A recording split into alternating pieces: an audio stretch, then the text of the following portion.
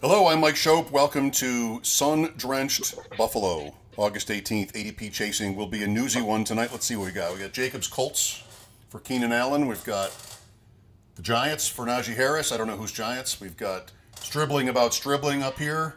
San Francisco. We've got New Orleans to talk about. I don't have New Orleans. So what do I look like? Thomas Crown? I don't have them all.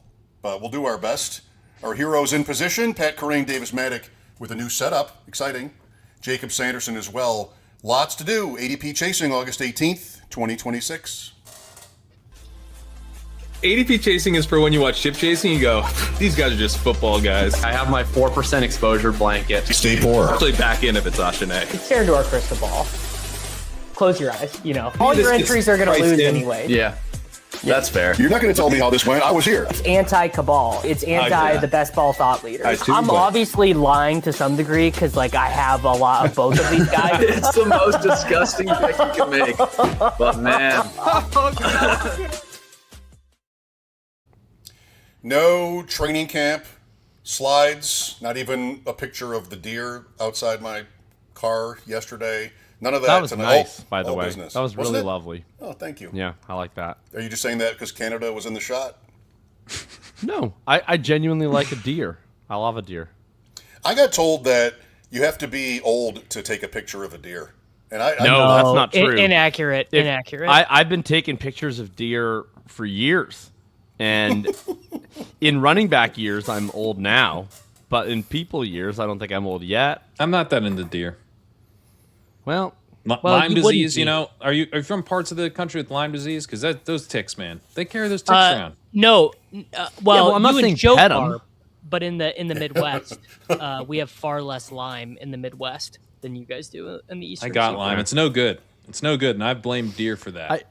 I just think you can think it's cute and take a photo from it. Just don't go climb on it. Well, my dad was also a gardener, and the people are with me, by the way. My dad had a garden. And they would always eat, all the little. I was going to say they the kill deer, the plant. They don't even eat the tomatoes. They just eat the plant, yeah. And then it's over. No one gets tomatoes now. Thanks a lot, dude. Okay. Covered in ticks. You're disgusting. The people agree with me. Pepper Tony. One. There it is. We're off and running. One person agrees with that. Pepper Tony. I grew up golfing all the time when I was a kid, so I always would be out seeing at twilight, and the deer would be running around the course. It was just such a majestic experience as a child. Speaking of, Davis, we were talking about how I haven't broken 80 in years when I was on your stream the other day. Got out today, 76. Wow. 76. Congrats, with authority. man. Thanks. With authority. That's so good. That's so good. That's as good as winning $2 million. Yeah, I'm sure it is. The only way I was going to do it was a 76. Because if I came down that 18, oh my God, Pat. Wow. Here's the deal, Kerrane. Here's the deal. Theoretically, everyone listening to this could win $2 million, but you could never break 80 golfing. No, you know what? If you I bet I hard could. enough. I bet I could. You know what, sure Kerrane? I'll bet you $2 million you can't. Whose money? To credits. the odds of Side Pat credits. eventually, maybe he's already done it, I don't even know, but even if he doesn't golf at all, the odds of Pat eventually breaking 80 on a golf course still way better than the odds of me winning $2 million. I don't know. I don't know either. I agree with Yeah. Davis on this. No. I guess the odds Ever. the odds are low in that I am trying to win $2 million and Pat isn't trying to golf. Correct. But if Pat did But decide I to could try to golf. Yeah, there's Right. a golf course. Here's But the deal. I'm saying You've if already- you did try, yeah. You've already won $2 million, so the $2 Right. million incentive, were that the line, would not be as motivating to you as the average person. I've broken 86 It's still motivating. times. Oh, KZ Brown. Wait, hold on, has- pause. 6 times, Mike? Yeah. Not recently. Jesus I don't play Christ. anymore, but Okay. I got a Good for good you, story Mike. about my best round ever. So, I want to hear I have it. to say, my kid Davis's new needs to setup, get it. when he needs to stop the show and get a question He does. in, it's Successful. very effective. I'm seeing, I was stopped in my tracks. It's really clear. I need that for next week, Pat. I need that for next week. You guys, show needs to set up not team. I cannot have another main event draft like last year's or last week's where it's just sort of it's a gong show of noise and Hands, there's 3 seconds shoulders. left. 3 seconds left. Hello. Brian Thomas Jr. I mean, You want to talk about a gong show? show of a draft? I'm out with Ron and Liam last night, and Ron sets up the StreamYard link. So like similar to how when Pat's late, we can't do anything about it, even if we're all here. We're at the 109. 6 picks have come off the board. We're not even live yet. We can't even talk to each other yet because Ron isn't in the stream. And so he enters as Amon-Ra St. Brown is coming off the board, 2 picks away from us. Liam and I have been arguing about McCaffrey versus Taylor for hours. We have no idea where Ron stands. So he just waltzes in at the last moment and says, oh yeah, I'm going to vote Taylor. We take Taylor. Theoretically, we take Taylor, except we don't. Because Liam's in charge of making the picks. He's so happy gloating about getting his guy that we auto Christian McCaffrey. And then we had to roll it back. We have to avoid that next week. Did you roll it back? I haven't watched it We yet. rolled it back. We rolled it back. Oh my Liam, God. because Liam was sort of anti-rollback. And I'm like, I'm not going to ask for a rollback. I got the guy I wanted. Like, I'm happier. Like, don't roll it back. So I'm like, if you want your guy, you're going to have to roll it back. But he did. I felt terrible for Ron last week. I thought I was watching Susan Lucci at the Emmys, just the poor guy could not get a word in the whole time, and I thought the draft was about him. And the draft's about like him getting guys he likes. I don't know. It's necessarily always going to be. Some of them, yeah. To be fair, we tried to get him that jet. He didn't want the jet. I think he got a lot of guys he wanted. To be fair to Ron, I was in fine form that day. He didn't want to get in the way. He didn't want to get in the way. That's what I'm worried about. I was having too good of a show.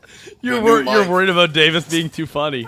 Sometimes I get out of the way and let Jacob cook. Sometimes I get out of the way and let Corinne cook. Sometimes when someone's cooking, you got to let him cook. It just is. Davis what it was is. calling his own number. You're right. You it. were cooking that day. You were cooking. Oh, and I'm right. You know? I'm right. I wouldn't. I would never make the show worse. Right? If I wasn't cooking, I would be happy to take a back seat. Davis was honestly, Anthony I think Bourdain during that draft.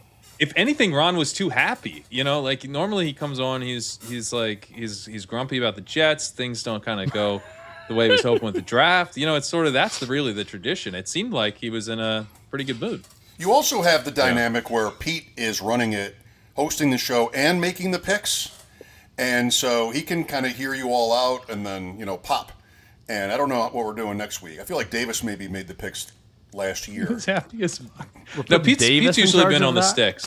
Didn't we last time? I'm usually in there, but I got a very funny DM actually this morning that I'm now going to air, which was I get a DM from Mr. Rock, Crack, and he says, "I've added you as the third co-owner just in case we need to overrule a Davis pick." What is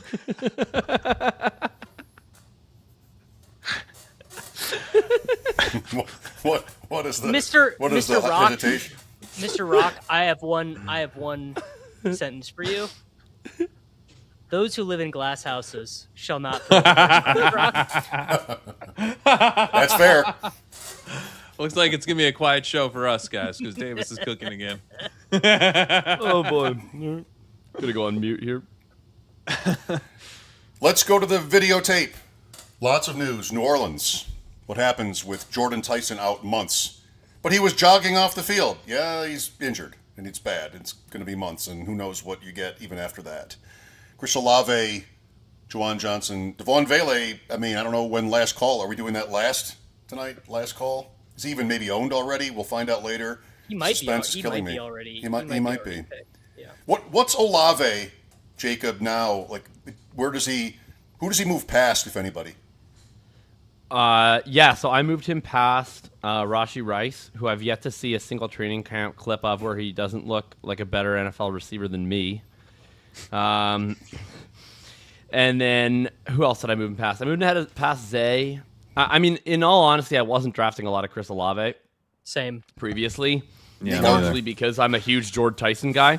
But, like, if he's going to miss half the season, then I'm not really as much of a Tyson guy. Can we just call a spade a spade? He's not going to play, dude.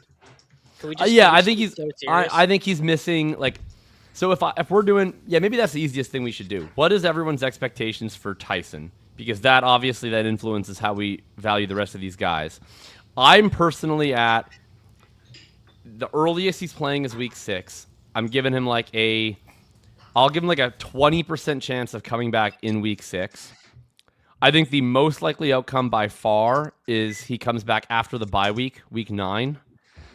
And then maybe I'll give another like 20%-ish for like effectively doesn't play this year. Like either not at all or he comes back so far into the season that his How much did you give for that? Horrendous. Like 20.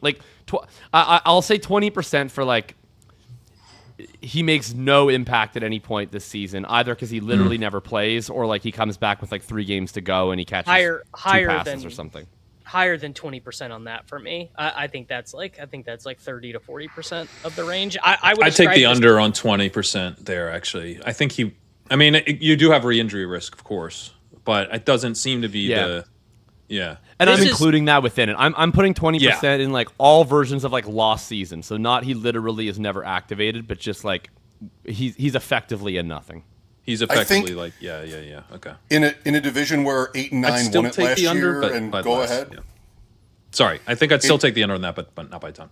I'm sorry too. In a division where 8 and 9 finished first, and New Orleans is a little bit buzzy, maybe if he's okay, come early November they do it, because I think they probably have something to play for. If it goes really badly, then they won't.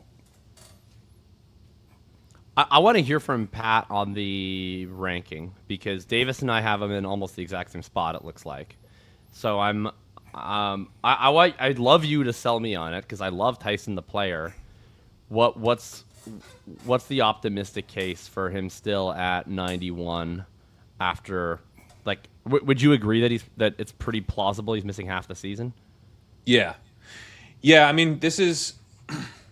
For stuff like this, like I'm trying to get in drafts and see, with all the inputs that we have, like where is he actually popping out in drafts? And this is kind of like where, like I knew for sure we weren't seeing him before this. So I haven't seen him. I just did a draft. Let me see where he went there. He's like not been a part of my drafting life right now, since the injury. So it's not like, let's see. Well, while you look, I'll service the audio listeners. We're looking at a slide that has all of our rankings up. I have him at 120. Davis has him at 122, and Leg Up has him 91. He won at 76 in the BBM I just did. That's just fucking preposterous, dude. Someone's just not paying attention if they're doing that. Right. So but I haven't seen him like. It's not like he's fallen a lot to where I'm like getting the chance to kind of sidekick test that. But that's like from what I've seen so far, that's kind of like I think the range where we have him. And my guess is that, it's not like he missed the entirety of the off season, right? So he would have built up some role within the team, within what we're planning on doing this year. Which, makes it a little bit different than if like he had just missed the entire spring and summer. And then, so when he comes back, they'll presumably have some kind of plan for him. And he's a really good player, like a top 10 NFL wide receiver who we were excited about as a prospect, who I think could make a pretty big impact down the stretch. And so there's still some value to that as you approach, pick 100. I can't tell you I'm super confident though in that 91. Like you guys might be right that it's more like 120. I'm not. We just haven't really had a chance to see like do the Sims like him at kind of in that general area or a little later. Here's my case for 120, which is Casey Concepcion currently goes, I think, like 118. Also round 1 rookie in the class. I had Tyson a tier ahead as a rookie prospect. He goes higher. I think Tyson's better. But like if complete health, I wouldn't have been shocked if Concepcion was a better player or was a higher scoring player this year. Yeah. And I don't have to worry about him missing half a season. So I feel like I would have a really hard time drafting Tyson over Concepcion, for instance. Matthew Golden goes, I think, like 110 or something like that, in that range. And I know you guys don't like Matthew, or you guys in Leg Up. How dare you? No, I mean Leg Up. I know you like Matthew Golden, but like Matthew Golden is a young player with a wide range of outcomes, but who I think has legitimate potential to just be the number one receiver immediately for the Green Bay Packers and be like a defining player of the season. Once I'm out of guys like Golden or Concepcion and we start moving into like Dobbs, Shakir, Coker, Shaheed, like that's to me when it's like, okay, I'm no longer now shooting for like league-defining players. These are kind of floor plays and route eaters. Now I'm willing to take a kind of a blind shot on Tyson. But I still think that there are guys that have season-defining upside going into the 100s that I don't have to just I know that I'm missing like minimum 5 to 6 weeks and probably more. And it would be hard for me to just eat that 0 on Tyson. Like, not even just from like a floor perspective, but like from a ceiling perspective. Like, what is the even if Tyson comes back on the more optimistic end of the timeline and is as good as he would have hoped, like, I mean, I guess the benefit of it is that you're going to have a player that maybe that looks really, really strong in the playoffs, but you kind of can't get his advance rate very high because he missed half the season. I guess that would be the appeal. Yeah. But, right. That's the that would be the idea. Teams are is dead, like, and then you're That's something. That would be I guess the appeal, right? Is that if he comes back after the bye, it's possible you have a player who projects like a round 3 player in the playoffs who would have had an advance rate akin to like a round 9 player. And is like actually so for something. you, not someone that made it hard for you to advance because you got him post-injury, but a lot of the Tyson's going to be underrepresented in the playoffs because it was super hard to advance where he went for like, more than half probably 2/3, 3/4 of the tournament. So, yeah, I mean, that's a good point. I think I lowered him down a little bit to 106. I think 91's probably a bit hot, but yeah, I mean, I think that from the ceiling perspective, I would say the case is they're doing the right thing. That to me, that's the ceiling, right? They're doing what is the correct course of action for this injury, which is to let it get right before you try to rush him back. Let him get fully healthy. It's going to require him missing a bunch of games. But when he comes back, he's going to be able to actually play football at the level that he's capable of, which, turns out is like a very high level and in a good offense. And so you're getting that same ceiling that you had when it finally arrives. It's just arriving later than we were hoping. By the way, they're not beholden to that time frame. It probably is right and maybe even a little conservative, but it's not like there's anything official happening yet. This is the third recurrence of the same injury in the last 10 months. And there's that. I don't know, man. I don't know. I mean, I got 20% of this guy. Like, I was all in. He was one of the few guys I took a big I'm so lucky that I've been Marv maxing this whole offseason. Well, dude, because if I was not Marv maxing, I would have so much Tyson. Like, I'm at like 11 I honestly thought I had more Tyson because I loved this guy in rookie drafts. I went to check my Underdog app. The sigh of relief that I experienced when I saw I only had 6% Jordan Tyson. Oh, wow. Oof. Yeah. Because I have like 20% Marvin Harrison. So I would just be clicking Marv. You guys want to know how good Chess Liam runs? You know the most protected people from Jordan Tyson? The Parker Washington people. They are so protected from this is why I'm protected, because I've been Marv maxing and Parker maxing and like quarterback maxing. So and I'm very lucky because when Tyson was getting all the positive reviews in camp, I had even made a point to myself being like, man, I've been drafting too many other guys in this range. I'm probably too light Tyson. Like, I've got to mash him to finish this draft season. And then this happened. The one thing I think you guys have wrong is you guys got to bump Juwan Johnson way the fuck up. What are we doing here? Come on. He's Juwan Johnson. He was third among all NFL. He was third among all NFL tight ends last year in receiving yards. This is a guy that's coming off of a 72 catch season, had nearly 900 yards, was an absolute every week start last year. It's not priced in. This is a guy who last year was an easy back end tight end one, with exception of a month early in the season when he was dealing with an injury and that had his snaps down. And then as soon as he came off the injury report, he was like a locked in 5 for 60 at minimum every single week. I had this guy way ahead of ADP before this. I've now moved him up way more. But like he's now a very clear-cut number 2 target for half a season. Like why would he not go ahead of like Mark Andrews? I'm the middle guy here. Ferguson. Davis is the bear, clearly, if you look at the ranks. So, Davis, why do you hate him? I'm happy to be the bear. I think he just like 5 for 65. Like enjoy it. I don't know. This is yeah, I will enjoy it. 5 for 65 every week and had an ADP of 151. Like yeah, I will enjoy it. Thanks. You know what? I'm getting 8 for 80 and a touchdown 30 picks later. Ferguson.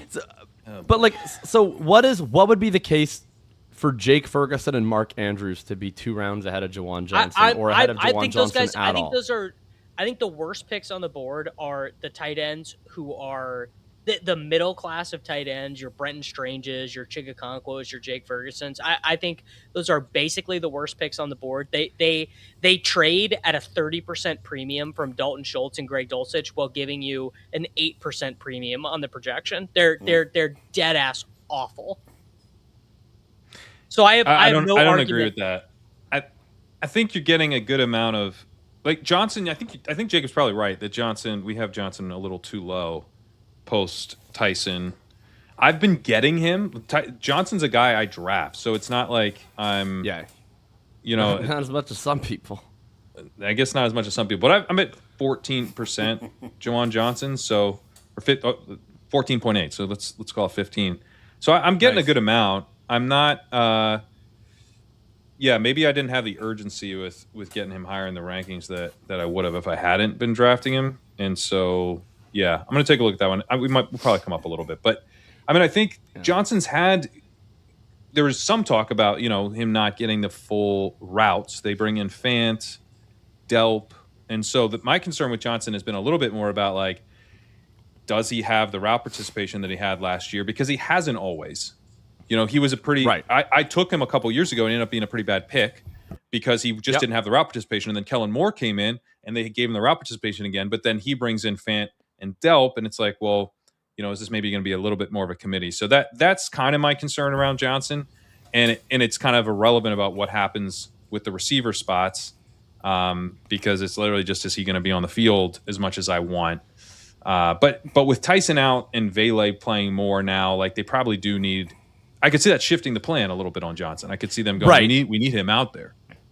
I think that concern that you raised was quite reasonable, and I had a similar concern. And it was why like I wasn't drafting him even more. But like now last year we saw proof of concept from Kellen Moore that when their only wide receiver threat was Chris Olave, he was willing to elevate Juwan Johnson into an every down role because he wanted the receiving threat on the field, even if he's not an ideal blocker. And now their only wide receiver threat is Chris Olave. So I expect him to probably do the exact same thing, especially given Juwan Johnson was quite productive last year. Like, again, he had 102 targets, 77 receptions, and 889 receiving yards last year. Seems good. I feel like that's like a lot more production than people realized that he had last year. Davis, if Terrence Ferguson does that, you're gonna quit the show. Like you're gonna you're gonna just become a professional golfer or something.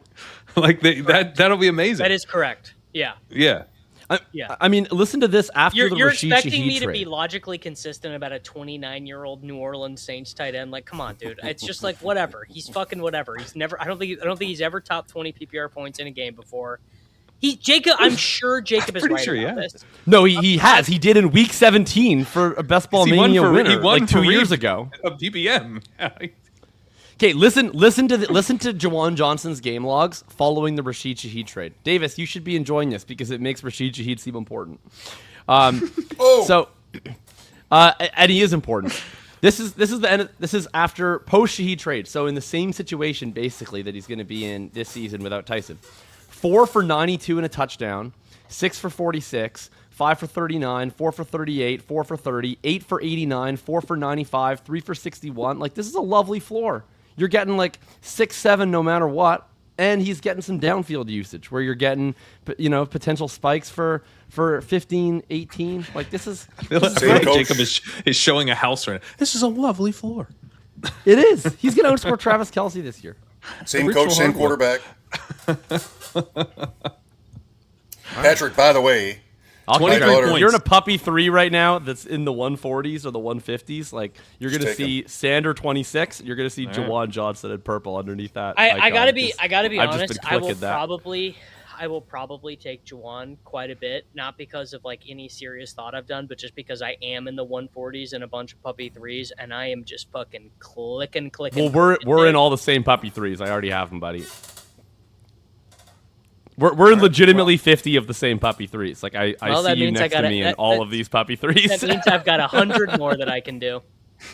I want Pat to know before he dares to round up again. My daughter is 15.8 years old in New York State. Won't let her drive a car. Just to throw that in. Man. Just to make sure. Well, just be careful out there.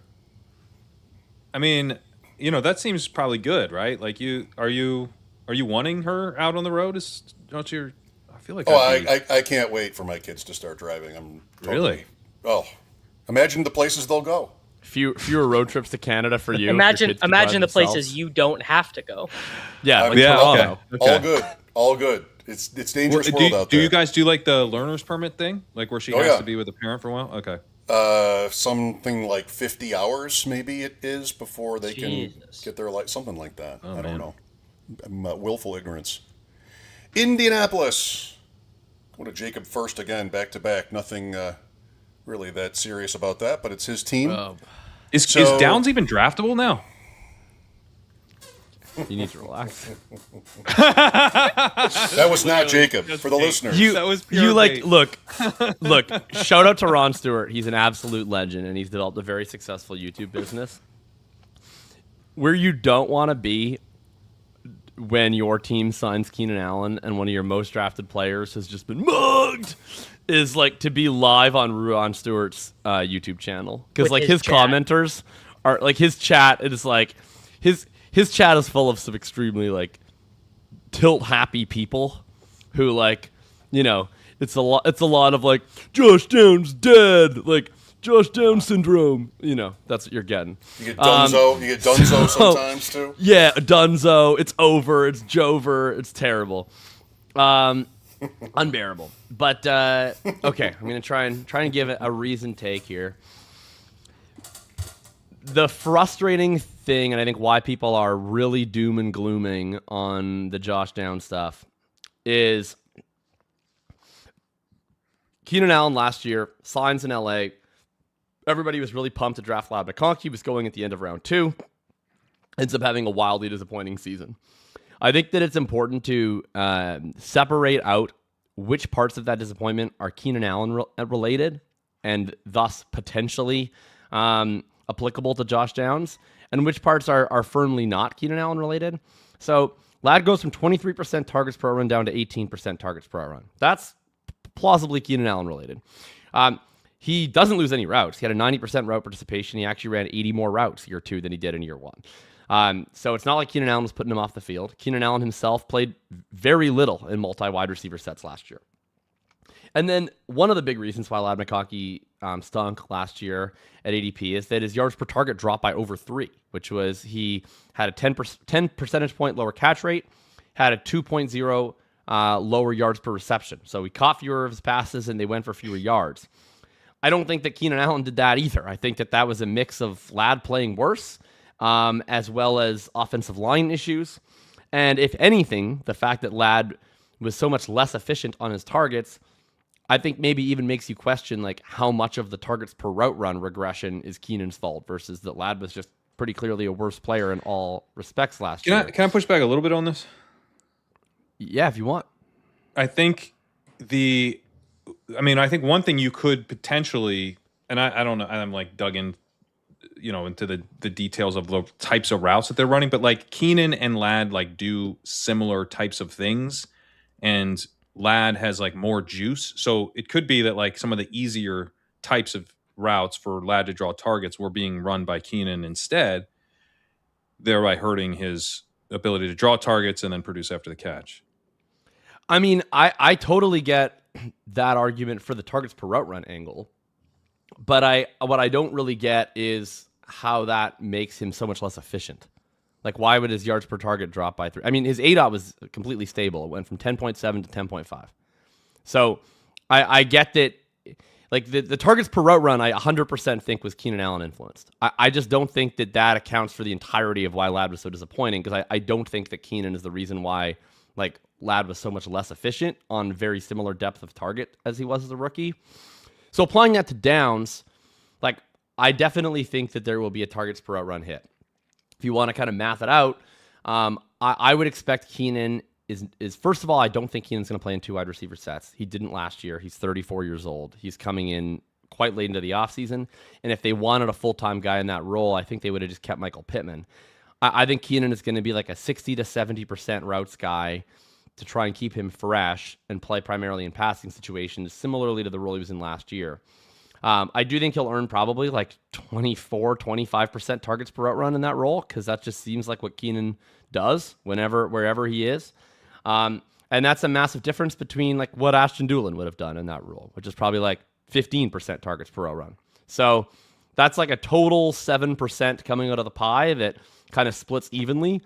Probably that is like 1.5 to 2 points of Josh Downs' target share going to Keenan Allen. 1.5 to 2 points of Tyler Warren's target share going to Keenan Allen. I think that's probably pretty likely to happen.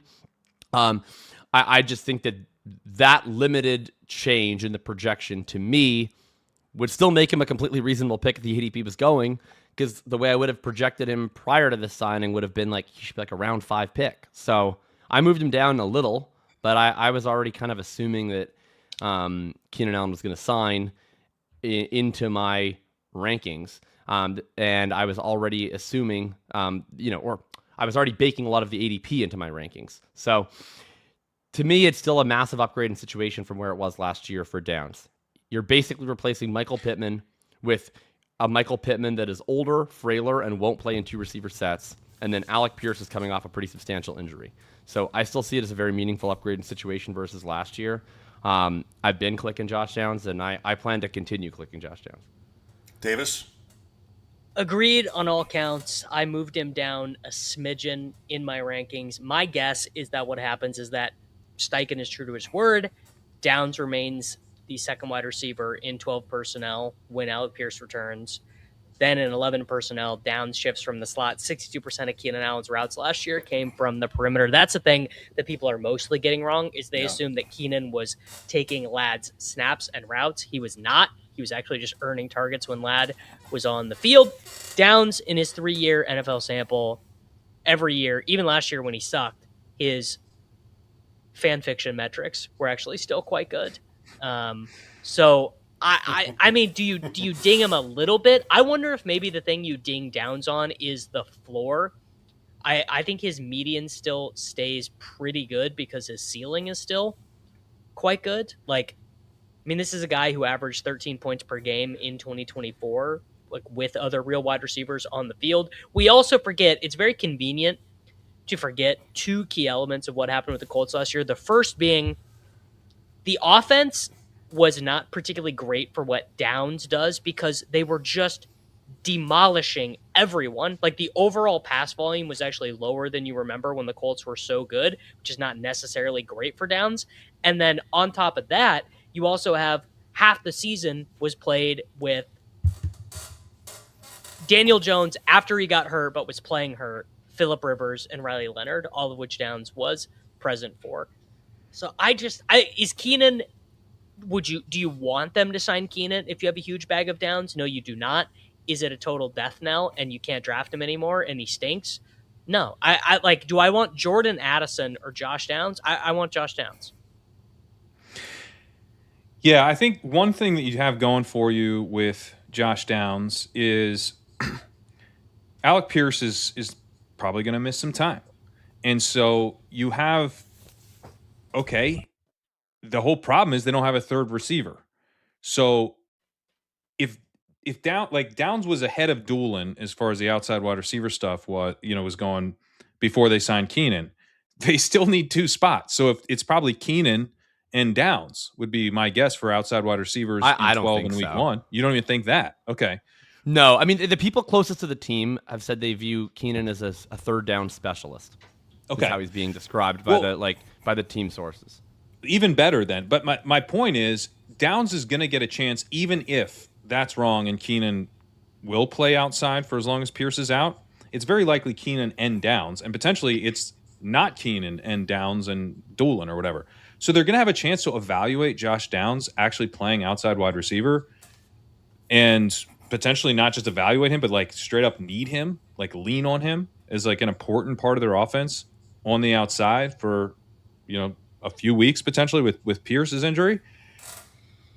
This is a good spot to be betting on talent because we got a talented player, a guy who's been underutilized. Like a part of the upside with Josh Downs is that he can do more than they've asked him to do to this point because he is undersized, but like the guy goes up and gets the ball. He's like an awesome contested catch player. He plays bigger than his size. I think by the time Pierce gets back, like we could be looking at Downs as like, yeah, he's locked in. Like, of course he's going to play over Keenan in 3 wide receiver sets, even in 2 wide receiver sets, even if Keenan has had some of a role there to this point. So, the Pierce injury is a huge part of this. Like that's a huge part of why Keenan is here and remains very bullish for Downs' outlook and his ability to showcase what he can do outside of the slot. I'll just add, if I may, I feel like Tyler Warren could go around earlier than these rankings. I mean, I'm just waiting to draft the hell out of him. With all the different Bowers and McBride and Loveland discourse, let's get Tyler Warren. Maybe he comes down. Maybe he falls a little bit because of this news. And I think he will a little. Yeah, I think he will a bit. And I think that in some ways it makes sense, like for similar reasons as Downs, which is that Keenan operates similar area of the field. He's going to obviously earn more targets every route he runs than Doolin.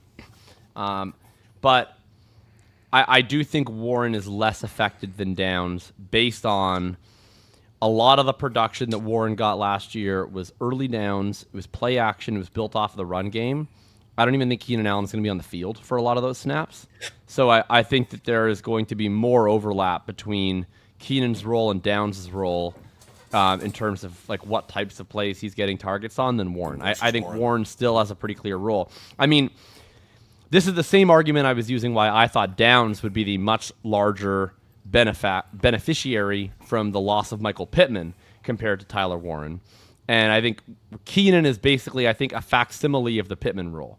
I maintain it won't be the full Pittman role because if they wanted the full Pittman role, we could just have Michael Pittman instead of a 7th-round pick and cap space we're not using.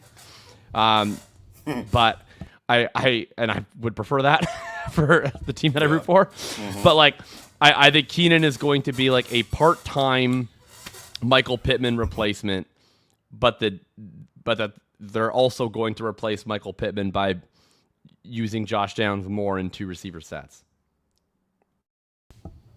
Okay.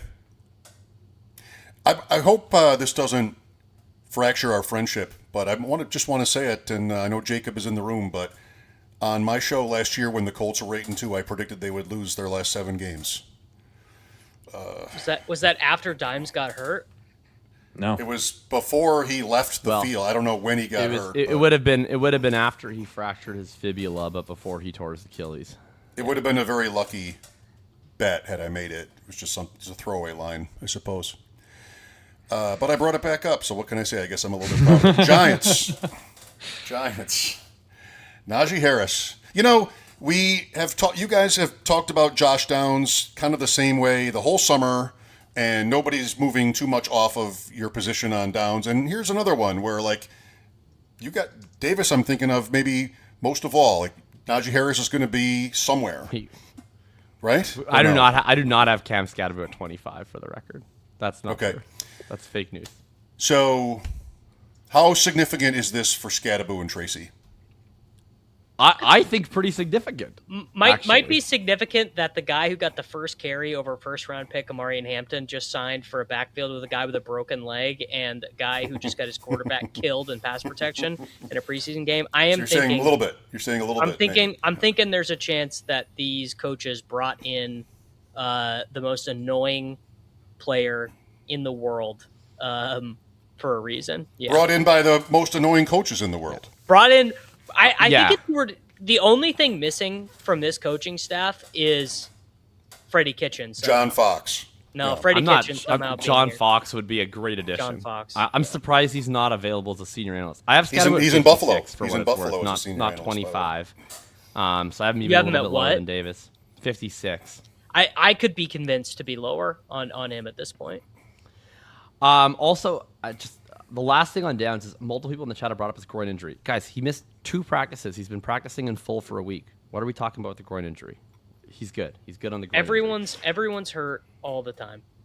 He's fine. Scatterbo or the Tyler Warren? Scatterbo and Tracy stuff, like, I don't know, maybe I was too dramatic on Tracy. I did this update before that Jordan Renan was talking about how he was still the first guy up. I'll note Art Stapleton, and like maybe if there's Giants fans in the chat, you can tell me how credible Art Stapleton is. I don't know. Certainly not saying he's not credible. I just legitimately don't know. He was on a podcast. He said he eventually envisions that their plan is for it to be a Cam Scatterbo, Najee Harris tandem, that he still expects Tyrone Tracy to make the team because he thinks they'll keep 4 running backs, but that they've struggled to get him going in camp.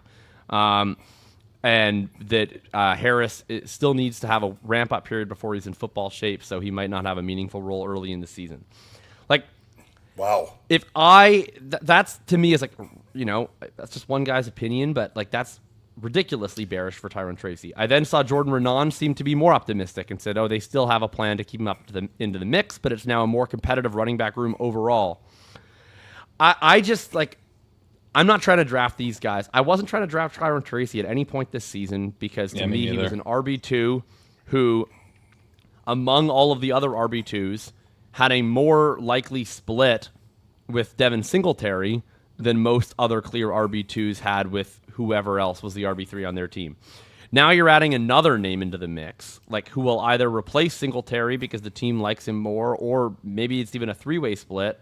So even if Scatterbo's out of the picture, like what is Tracy? I just don't get this profile. I don't get the infatuation with it. And now I'm not even 100% sure he's the 2. So I just don't really get it.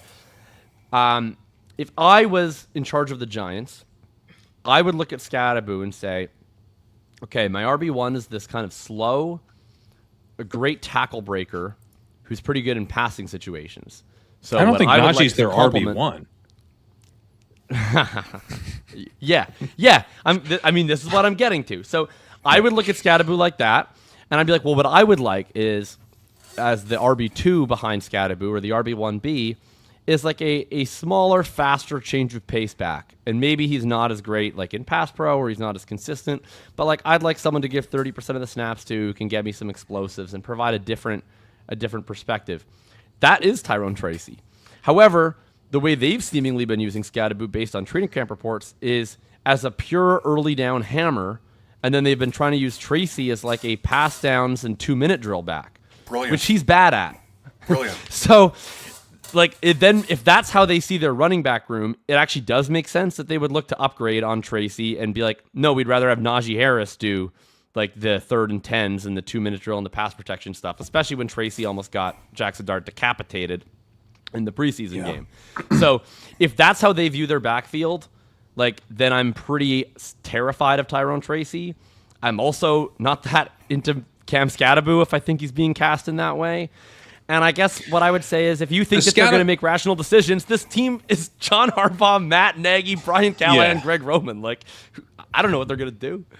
I think the Scatterbo, Tracy, I agree with you on. Actually, the reason I'm the high man on here is because I still had some ADP in there, which I just took out completely. He's going to drop into the 180s. A guy that I was not taking at all, and I don't have a ton of interest in. You know, it's just like, I have a tough time with the guys who are like, well, I know for sure this guy's bad, and I'm not sure the team likes him, right? So I have 1 share of Tyrone Tracy across both Underdog and DraftKings. Looks like I have 1 BBM. But you've only drafted like 13 teams, so it's not that bad a percentage. Barely like 7%. drafted. 7 and barely 0.5. Drafted, but Tyrone Tracy I've literally drafted 1 time. And wow. So I am out, and I just lowered him to get the ADP out of there because I don't want to be scooping a value. You know, it's a falling knife. So yeah, I completely agree with you there. I do think it's important to remember with Najee that a couple things. One, he tore his Achilles last September. He's still needing a ramp up period. That sounds kind of bearish. Like, shouldn't he be like, kind of ready to go if you're signing him? Like that. Najee might ultimately not be much of anything. Also, Najee was pretty bad before he got hurt. Like this was a first round pick who didn't get brought back by the team that drafted him in the first round. Is going to go be basically a phase out, maybe like early season, kind of does some stuff, but get phased out for another first round pick by the end of that year, ends up getting hurt. Now we're dealing with Najee, a big back off an Achilles who had a lot less juice than people were hoping in the first place. And frankly, not that good of a receiver.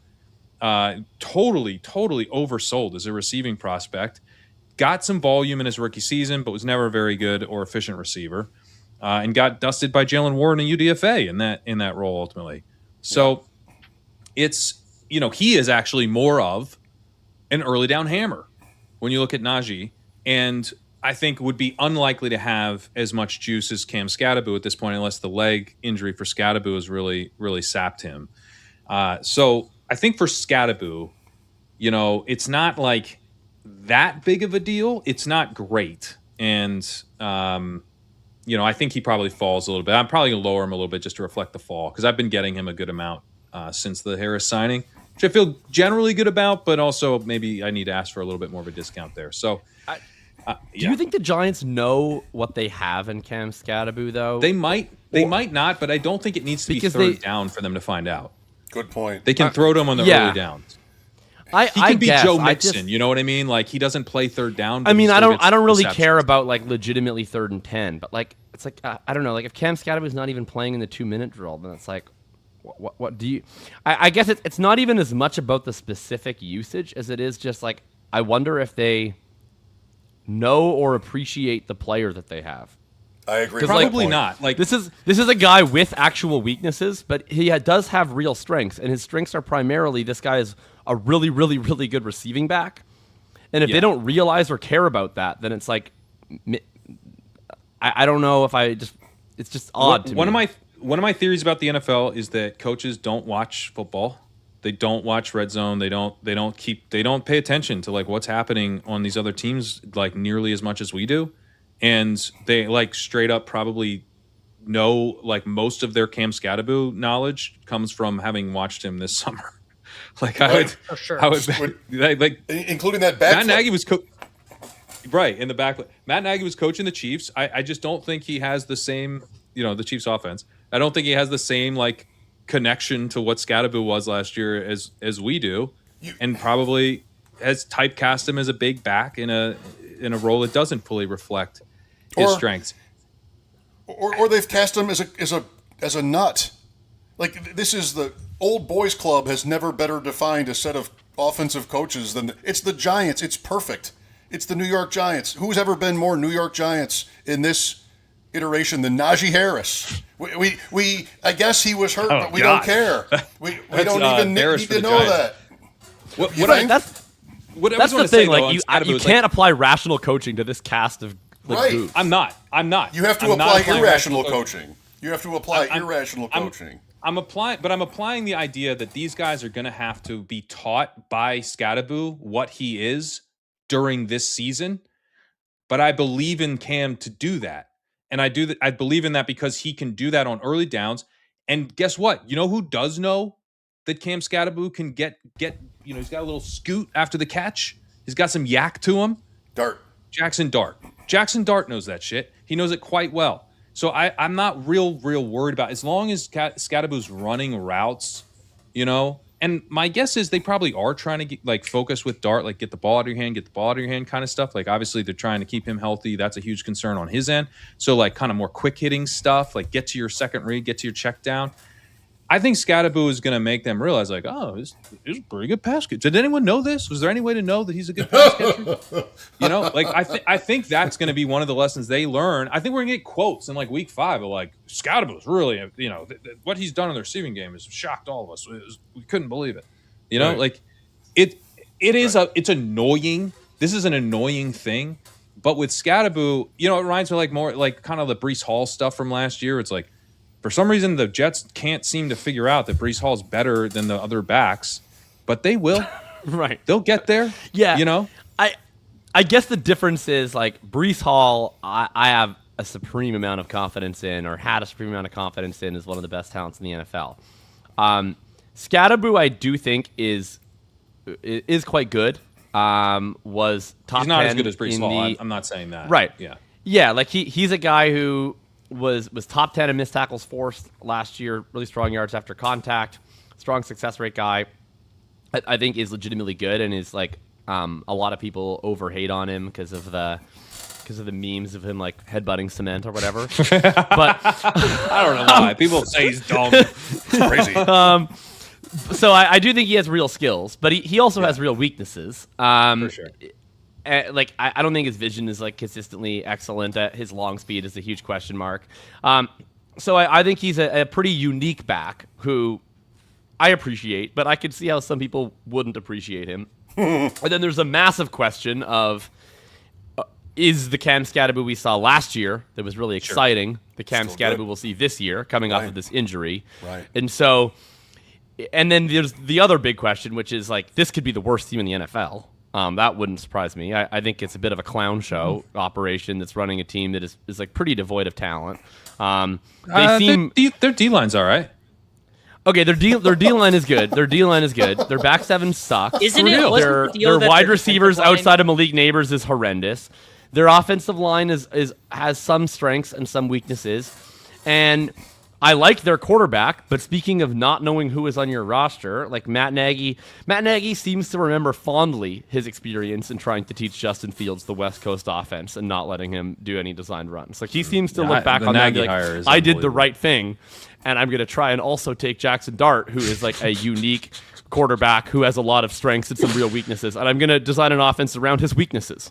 And only his weaknesses. That seems to be his plan for him as well. So I have a lot of fear about Cam the Giants. Scatterboo check down, so I'm actually kind of into it. Do they? Like, it's just like, Maybe. I don't know. I just have a lot of questions about this staff. I hope it all comes together. I like Dart. I like Scatterboo. But if you look at Scatterboo, for instance, right now versus like Bucky Irving. Bucky Irving is another talented pass catcher who is seemingly being like typecast into an early down role. He also has some concerns about like touches and about bodies in the backfield. But I'm probably more confident in his talent than Scatterboo's given the injury.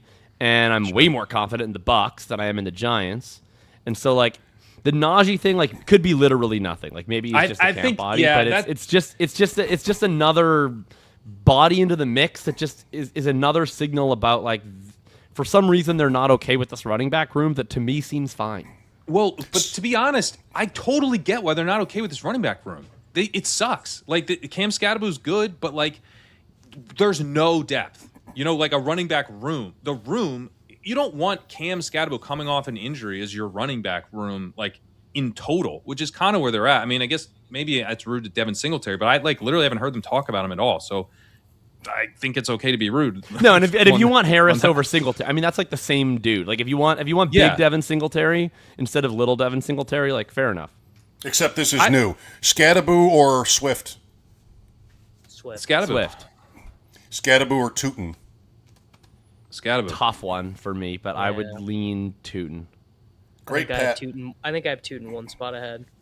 Great Pat moment, by the way. I'm always trying to read his jokes coming, but so Jacob's like, it's a clown show with maybe it could be the worst team in the league, and Pat goes, but their defensive line, and I think that was like right down the middle between it could have been a joke, but it also could have been serious. It's not a joke. I realized it wasn't. I think it was not a joke. Judges say it was not a joke. It was not a joke. It was their D-line is I think good. maybe kind of funny, Right. but it was not. I was not kidding. Max Crosby. The joke aspect, like if it was Myles a joke, Garrett. is that it's been like 4 years now the Giants sucking ass and everyone being like, well, their D-line has a lot of talent. Exactly. Myles Garrett, Max Crosby. It's been that way for a while now. I feel like he could have been kidding. He would have been funny, but he also could have been serious, and that's good too. Yeah, I mean, point for Pat. Point for Pat. I know that like Renan said that it wasn't related to the Tracy block. And I know that like Tracy got like the first rep today or whatever. So like, oh, like Tracy's still a part of the plans. I think the idea that this wasn't at all related to the Tracy block is absurd to me. Hilarious. Like, yeah, maybe do like just because like you like you might Look like at the they picture. had something scheduled, but then something happened that made that meeting was a lot more likely to result in a Najee signing, right? Like before, they might have had some interest, and now all of a sudden they're like, "Thank God we got Najee coming in a week from now or whatever," because we kind of don't have an RB2, and maybe Tracy might be getting what can we use him for? Because we're not using him for what we thought. Let's see if we can. Does he have any pop on the early down stuff? I think Tracy's probably not really a part of the plans anymore. And, I think that Najee is probably just worse Scattaboo. Like, again, I think he was really overrated as a receiver. That's an area of strength for Scattaboo, even if Nagy doesn't realize that yet. And then the early down stuff, how much juice does Najee have coming off an Achilles when he didn't have that much juice to begin with? So, yeah, like, I would be way more concerned for Scattaboo if they had signed someone like an explosive runner. I mean, if they had brought in Ronald Jones, like I would probably have Scattaboo lower than Hey, that was a joke. 98 yards to the fucking house. -1. It wasn't for a joke. I think that there is something to be said for we're seeing in the chat, right? A lot of people are like, Tracy has 2,000-yard seasons. I think we've seen that comment like 6 times already in the chat.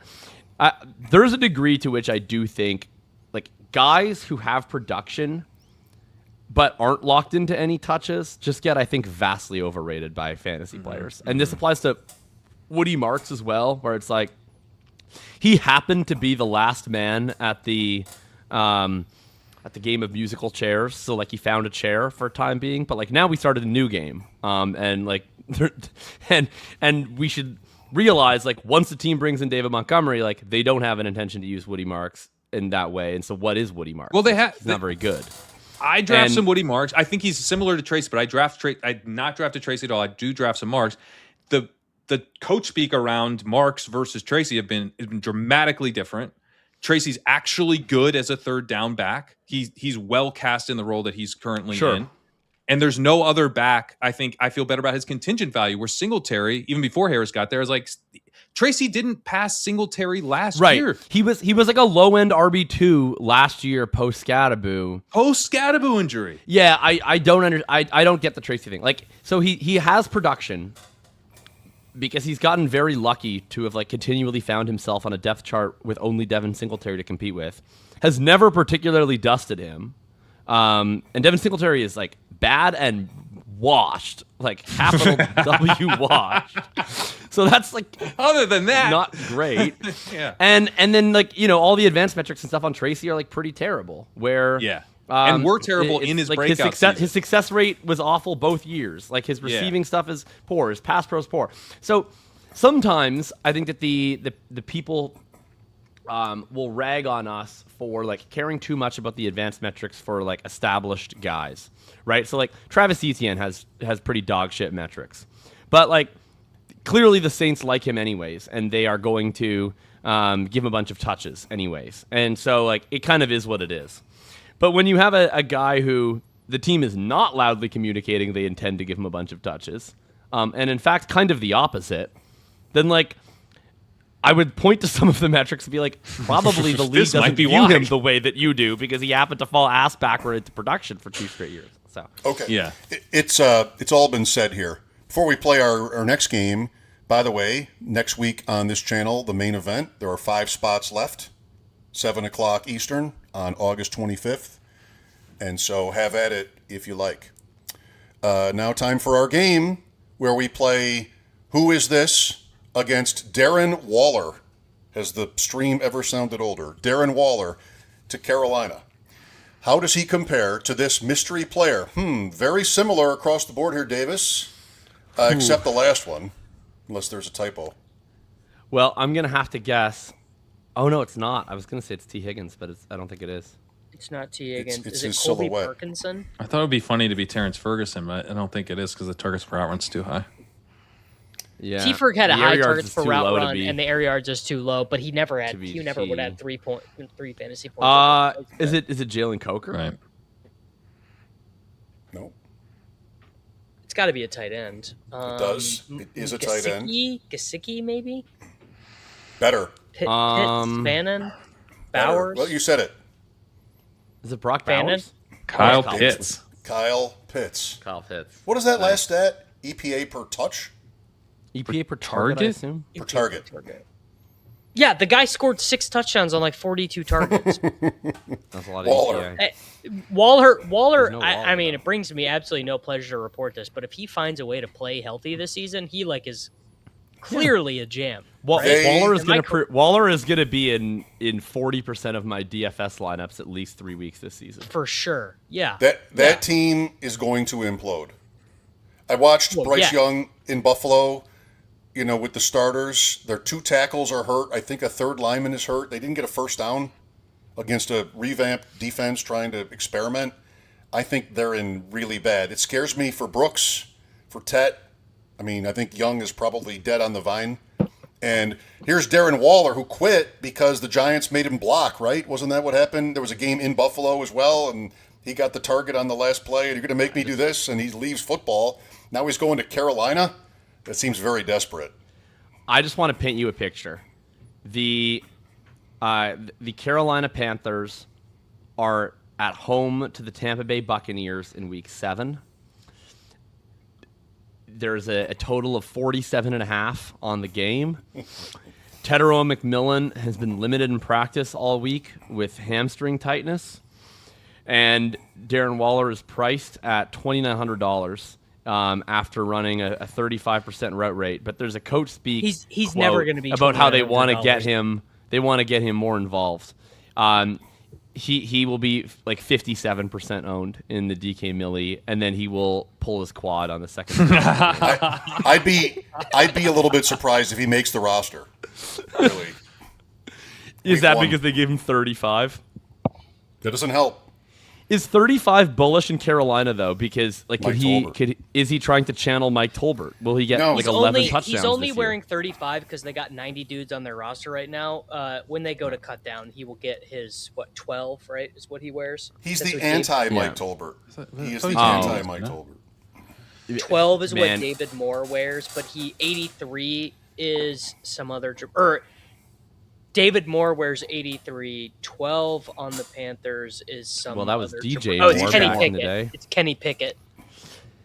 So, yeah. Don't worry about it. Waller should have just shown up in 12. He should have just done it to Pickett. I hate to offend at 42% Rashad White, but you've got to follow the lifestyles of the rich and famous a little bit more closely because Darren Waller and Kelsey Plume have long since divorced. Okay. Is it time to stribble about Stribble, or are we doing more of this first? Waller's irrelevant. No? No, he's draftable for me. I'm in the ranks. He's I'm draftable the lowest in of the the three of us, round. apparently. Yeah. Okay. Yeah, he's draftable in the final round. 1 against all. Stribling. Okay. Right. Now we have a show. Jacob, you can go first. Explain to me why Deshaun Stribling is a smash. I mean, look, I'm castribulating. I've distribulated. Castribulating. Yeah. It is what it is. Like I don't know what to tell you. It's Randy Moss, dude. I'm legitimately getting scared. I mean, everything is coming up Millhouse for this guy. You should be fucking afraid. Mike Evans is has an ice pack on his quad after returning to practice for like 2 days. Mm-hmm. Christian McCaffrey has tightness. Debo is apparently playing more running back than receiver. And then, I don't know, man. Like, did you watch this preseason game? The guy looks sick. Like, I hope that he's just Marquez Callaway. Not. But I'm legitimately scared. And like, I don't know. There's a bunch of receivers in the post 120 range that to me are like the exact same. So it was pretty easy. Like once I made the decision to open my mind up to Deshaun Stribling, at least in some capacity, to just like fire him through a shitload of names and click him a bunch of times. Yeah, like is Khalil now like stopping you from walking? Yeah, exactly. Like exactly. Like I don't. So like now I'm pretty sure like this team is just not going to stop. I mean, I correct me if I'm wrong. I think I might have seen a snippet where Josh Norris was saying he should be like the first drafted rookie receiver or something today. So like I mean, it's going to reach a point where like this contribulation is going to be short lived because.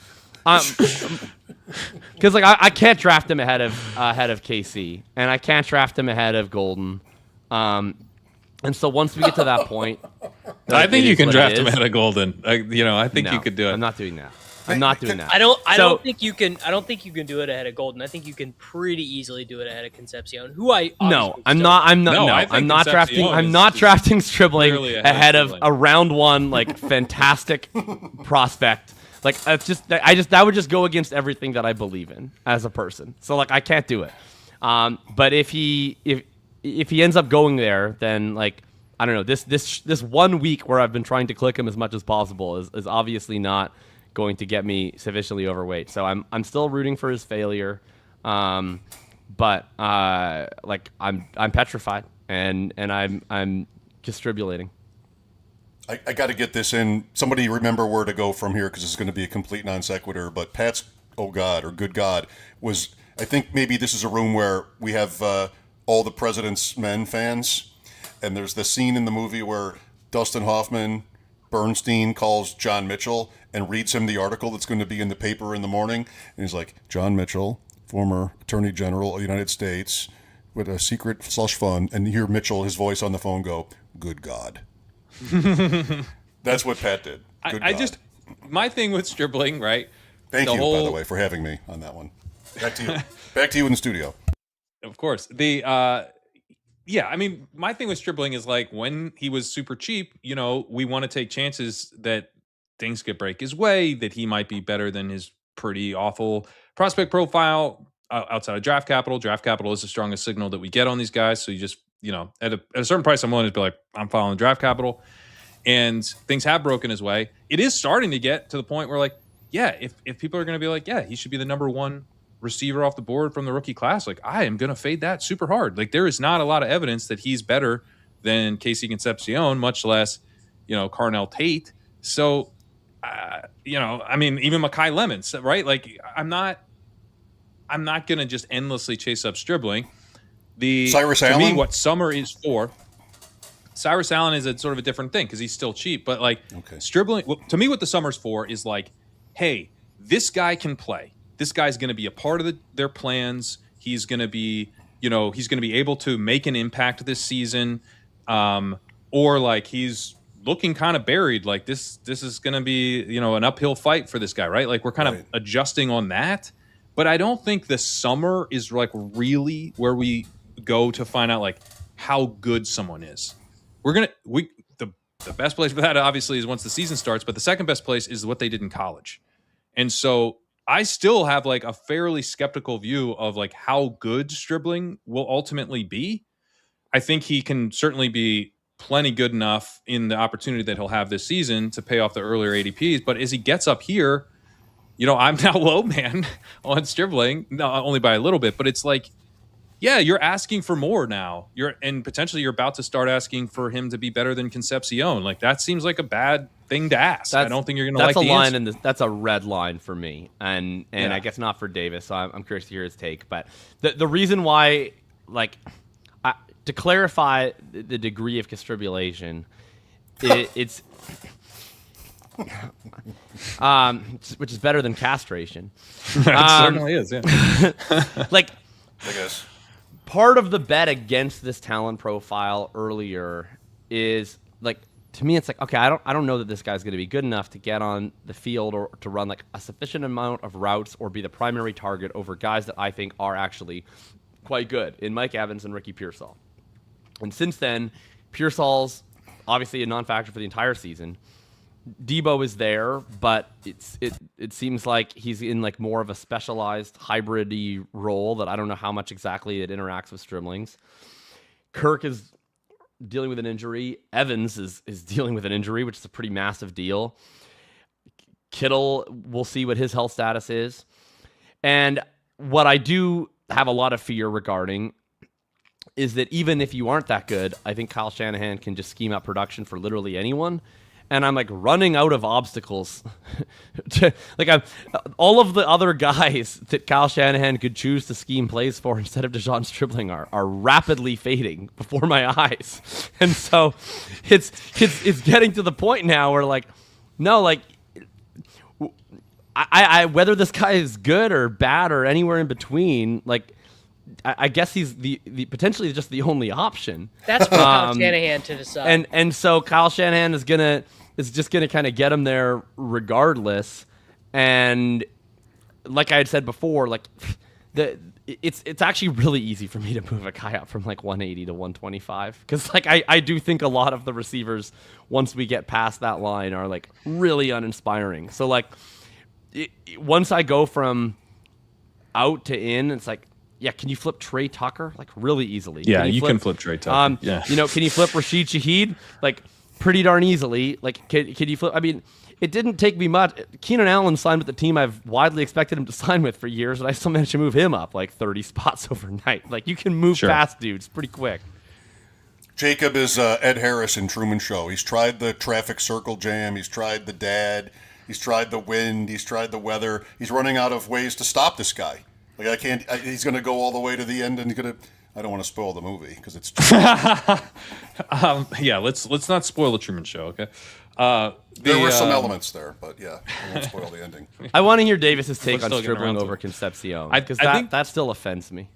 Good. Yeah, one of them has Shadur Sanders and Deshaun Watson as their quarterback. The other one has the #1 EPA per play quarterback in the last 5 years. Let's go. In the National Football League. One of them has Kyle Shanahan, a guy who has gotten wide receiver 1 games multiple times out of Kendrick Bourne and Richie James. A guy who's given us a 17-touchdown Deebo Samuel season. A guy who has scammed up Christian McCaffrey, who could no longer walk, to 24 points per game. Juwan Jennings. Who almost won a Super Bowl with Jimmy Garoppolo, not once but twice. Then did it with Brock Purdy. Basically, I would say I think Kyle Shanahan could probably get just about any caliber of wide receiver to 14 fantasy points per game if he so decided. If the guy's bought in and knows what to do, which everything about Stribling has been like, dude's a professional, dude's learned all the who is the worst wide receiver who could not finish as a top 10 wide receiver in fantasy if Shanahan were to decide he was worthy of that in his role? Sorry. Do you mean who's the best? Do you mean who's the best receiver that couldn't, or the worst receiver that could? Yes. Sorry. Who's the best wide receiver who couldn't? Okay. Got a comment that he couldn't do it for Dante Pettis. The thing you forget is that actually he did. He actually did do it for Dante Pettis. Yeah. He's like, I'm not doing that again. Get out of here. One of the great Bills. Yeah. Doing that. He was like, that was so hard. Like he basically carried him through the Odyssey, got back, and was like, I'm never taking you on that again. You know how hard that was. That's what happened. He didn't invite him to the next party, but they were pretty he did the Goodwill Hunting to Curly Lambeau. He's like, do you know how easy this shit is for me? Straight up. Thank you. Thank you. I'm off the movie square after the last 2 antiquated references. Appreciate that. I've been saved. Who is the worst? I mean, like, he definitely couldn't do it for Jonathan Mingo. He couldn't do it for Mingo. I think that's the right range. Like, I don't think he. I don't hasn't think done it for DeMarcus like Jalen Robinson. Tolbert. He couldn't do it for DeMarcus Robinson. Tolbert he could. I don't think so. I don't think he could for Tolbert. I think Tolbert is below the line. Like, I think he definitely could for for Jalen Naylor. Like, Jalen Naylor could score 16 points. Jalen Naylor could score well. Sure. Yeah, you need yak ability. You need some kind of ability to operate over the middle of the field. That's why after the D-Rock catch. can't do it. Yeah, you gotta have the yak. Yes, I completely agree. Which like, seems like Keon Coleman, he never would. Keon Coleman.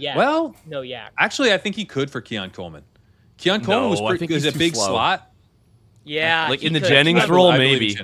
In like the Jennings role, maybe he could. Just puts him in the Jennings role. I think he could do it. I think he would be Pettis, where it's like we're never doing that again. But I think he could get it done. Yeah. You know who I promise you he could do it for? Ashton Doolin. I would bet my life that Ashton Doolin could have 1,000 yards for Kyle Shanahan.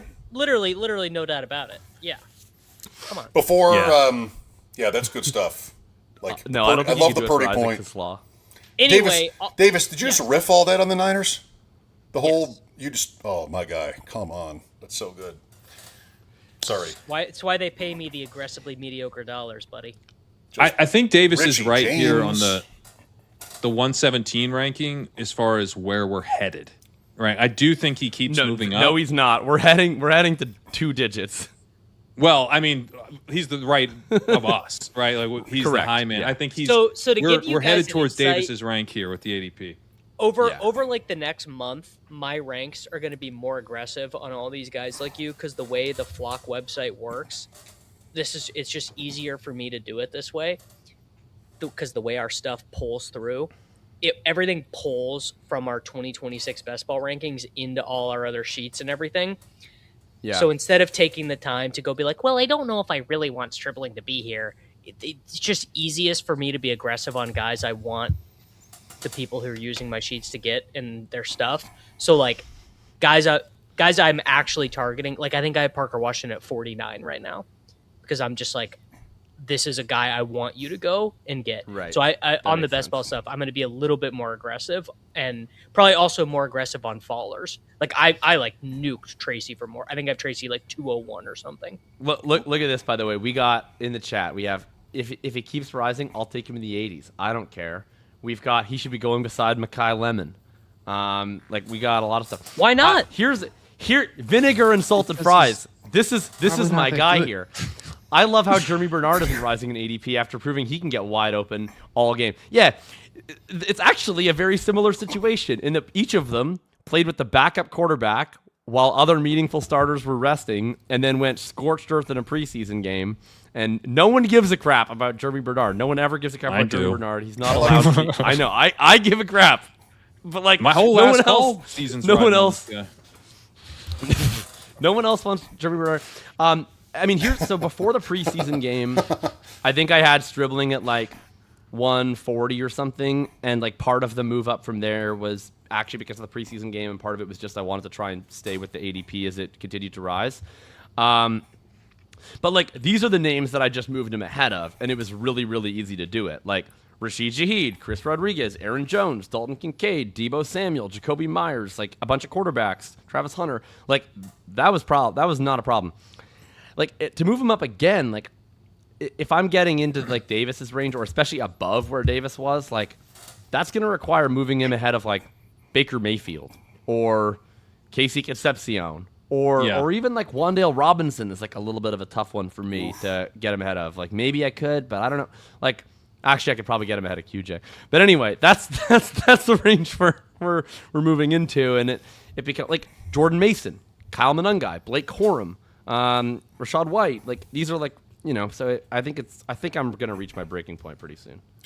Before our local affiliates run the color bars and shut us down for the night, let's get to risers. Should be a bunch of the guys we've already talked about, right? I just want to get Pat's comment on the latest YouTube comment. Do you think that Mekhi Lemon is or is not a Jakobi Lane merchant? I'm not smart enough to understand Well, that. I don't even understand how he'd be a Jakobi Lane merchant. I think all the good corners are on Lane, so Lemon got to eat underneath while the good corners were on Lane on the outside. Well, I think that highlights people's misunderstanding of Lemon, where his highest percentage of yards were on 20+ targets over his career. He's not. He's not. He's a against the worst corner. I think was he against the worst corner? I don't think that's how they played it. The Lane being good is good for Lemon, right? Like we care about the guys who played alongside good receivers it's good in for college. both of them. It's good. Well, it's good for. I agree. If Jakobi Lane is good, it's good for Lane. But I think that's also good for our if Lemon is analysis good, that's on what also Lemon's a big. likely to be. So if Lemon is good, that's a good explainer for Lane's bad final season. 100%. They're both positively correlated. Right? Both of their outcomes are positively correlated and negatively correlated. Yeah, they're positively correlated and negatively correlated. Yeah. Someone asked about the Meyers stuff. I did want to say there's been stuff about Brian Thomas coming off the field, most for Hunter, which has been pretty intriguing. This. And then Parker Washington was out today, and then Thomas apparently is just like nuked. So I do think Meyers is someone I have some concerns about, but I think is like still in the mix if you need a receiver down in that range. You know, he's not like my favorite guy or anything, but it seems like maybe Thomas is the dude that would be splitting with Hunter to an extent. Most. I think everyone's going to get hurt some, I think, but maybe Meyers not the most of all. Pat, that was seems strange, like the plan today. That strikes me as a plan that is at high risk of changing over the course of a season. I agree. If Brian Thomas is like more productive than Jakobi Meyers is. I completely agree. So, I mean, my view on Meyers is just however you want to place the risk of him losing routes to some combination of Parker Washington or Travis Hunter. there is a risk of him losing routes. And that just kind of takes him like completely out of the consideration set for me. Because like there's do any of you play Civ 5? No. All right, get ready for an A+ metaphor here. Yeah. So if you play as Indonesia, you have this special unit called the Chris Swordsman. And when you use the Chris Swordsman, sometimes it's a regular swordsman, but then sometimes you once you use it once, it releases a special ability.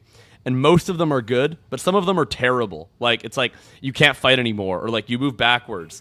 And when you need a swordsman, they have a very specific purpose, which is they just stand there and they block and they take oncoming fire. And so the theory of having a swordsman that might just like spontaneously combust is extremely debilitating. And so this unit is actually way worse than if it didn't have any special abilities at all. And Jakobi Meyers, to me, is a swordsman. Like, if you're taking this is how I feel about Matthew Golden. Dobbs, a Coker, like, you just need a guy who's going to, like, get routes. Because that is the whole thesis of taking a receiver in this range.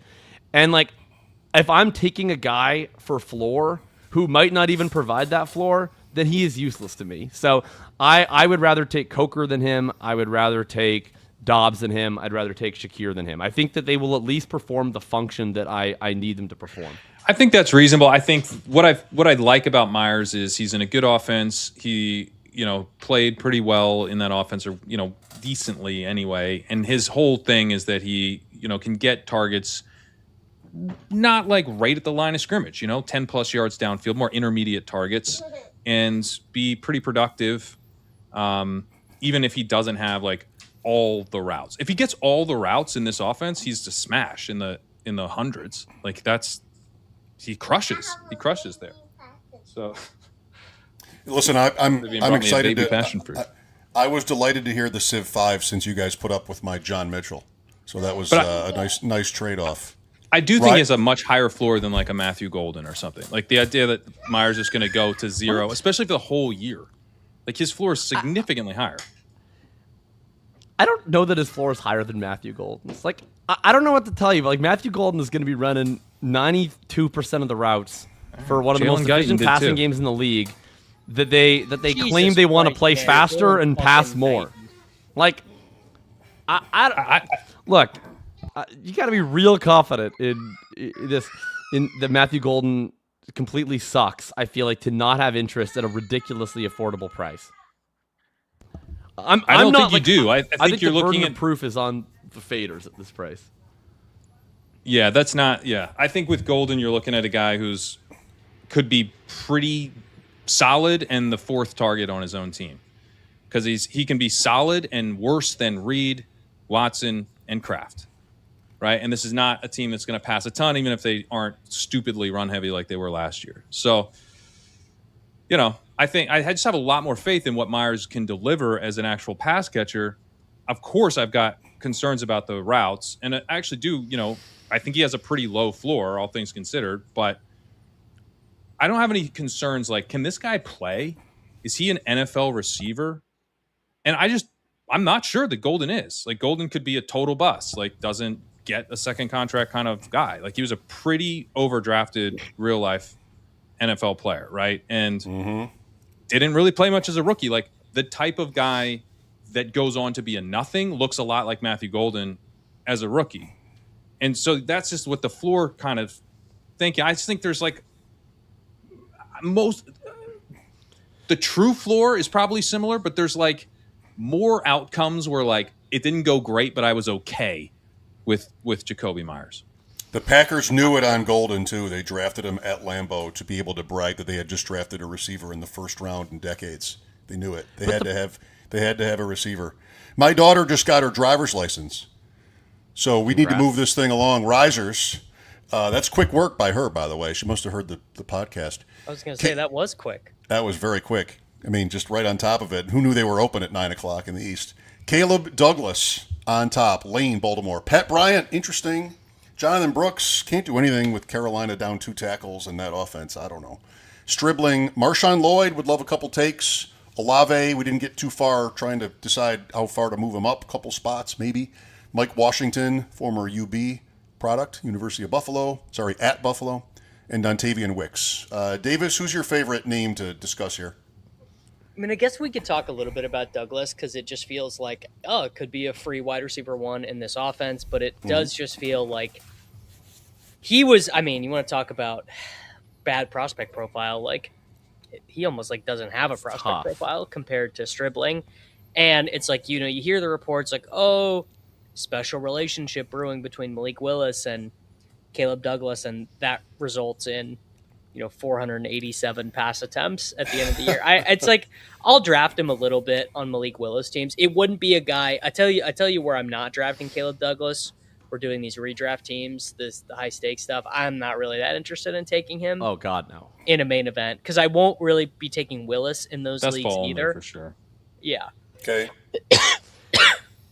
I should have him higher up. I like made a point to add him into the rankings, and then he like has continued to steam up, and I should like remain up with it. Like I should be 10 spots higher, like you guys are. But I do think that the really positive thing for Douglas was he played literally every snap with the starters. They ran a ton of heavy personnel sets, and so there's like potential for a pretty valuable role. I don't know how confident I am in his prospect profile. It's quite rough. He doesn't even have the top 40 draft capital that like a Stribling does. He also like in the game just like didn't know where he was on the field, and he like stepped out of bounds with no one within 15 yards of him, and that was kind of like a Jonathan Mingo-esque moment. And then he also had the amazing one-handed catch, so that's plus. I also Chris Bell also got activated off NFI, so that's a little bit concerning, I think, for Caleb Douglas is like a clear path to being the wide receiver one. And then a lot of people have been begging for capitulation after one preseason drive from Malik Willis. I just want to say I'm not capitulating on that yet. We already knew that. Oh, you should though. No, well, we already knew that this guy could look really efficient in a scripted drive. In like a small sample. Base like defense. He did this. He did this in Green Bay for 2 years. We already had proof that he was capable of doing this. Right. The entire premise of Malik Willis is, can he scale that over the course of a full game in real dropback situations over the course of a full season? And that question is unanswerable based on one preseason drive. So I just feel like we saw a preseason drive that confirmed everything we already knew about like what the Willis Bull case was, and then everyone's like, the case that you were making that is directly against this kind of example, like now should burst up in flames, and you should all give up, and you should be drafting every single Miami Dolphin, and just not there yet. There's on the Caleb Douglas catch. Halfley also said, "Here's the quote from Coach Speak Index: unbelievable catch." But I think then the important piece is to get in the film room and say, "Hey, you need to flatten out this route more." And this would have been an explosive play too. Or say, you need to stay on this block longer. We got to clean some stuff up. So there's a ton of praise. Awesome job. Go enjoy it. But we've got to get to work. No block, no rock, Pat. No block, no rock. I think the point about, him not staying in bounds and stuff is dead on. And like, he's probably not that good. I do think that they kind of have to play him, especially to start the year. Maybe Chris Bell ultimately kind of takes over some of that work, but like literally the other guy's Malik Washington, who like completely stinks. He's like a gadget receiver. Like they don't really have receivers. So Caleb Douglas, like I don't know, like it's possible he's good. Like that again. My kind of view on rookies is like I just to some extent cannot know unless I see them actually play real football games, and then we find out all the time that guys we thought were good suck, and guys we thought sucked are actually good. So as long as the price is cheap, then I'm like open to kind of keeping, somewhat of an open mind on the player. So Caleb Douglas is like, he's definitely clickable now. He's going to have a role to start the season. Yeah. And I should have him up where you guys do. I just didn't keep up with the times enough. Anybody for Pat Bryant right now? Yeah, he's Patty Ice. He's PP13. He's Patty Ice. The talk of camp. I love Pat Bryant. Lloyd? Oh yeah, Lloyd. Been a great click. Is a great click. He looks like the clear RB2. He's a really talented profile. And is there anyone we're not buying in on? Washington. I'm gonna let Mike Washington walk away from me. Brooks will go higher, but I don't want him. You guys look like you're not buying in. You guys is in leg up. Look like you're not buying in on Wicks or on. Have you officially let Jonathan Brooks go? No, he's actually. I'm going to move him up in the ranks a bit because he's Sims fine for us in the 7th actually. Yeah, because Brooks just continues at this point, like to move past players I don't care about. So it's been very that's easy what it to is. just keep moving him up. He's finally reaching the end of that. Brooks or Pollard, right? Like, exactly. Like yesterday I in like the main Brooks event. Pollard, yeah. Yesterday in the main event with Ron and Liam, Brooks went ahead of Trevion Henderson, and that's too far for me. That is nuts. I think they're going to be so bad. Remember, we took Brooks in the 7th in the main event, which was a lot higher than he was going in Really glad we at did. the time. Good job, guys. But part of the play was CLV, and we got that CLV, man. Flipping Henderson is wild. We say congrats to that around here. Sort of a half-hearted, quarter-hearted congratulations. However high you think Jonathan Brooks can go, he will go higher, has been the story of this offseason. Whether that's wise or not, it's unclear. It's increasingly but he's gonna less keep wise, going. right? Like He's gonna get to the Yeah. Darian Price, Trevion Henderson range. Like Good. I've seen people yeah. be like, "Why are we drafting Bhayshul Tuten ahead of Jonathan Brooks?" Yeah.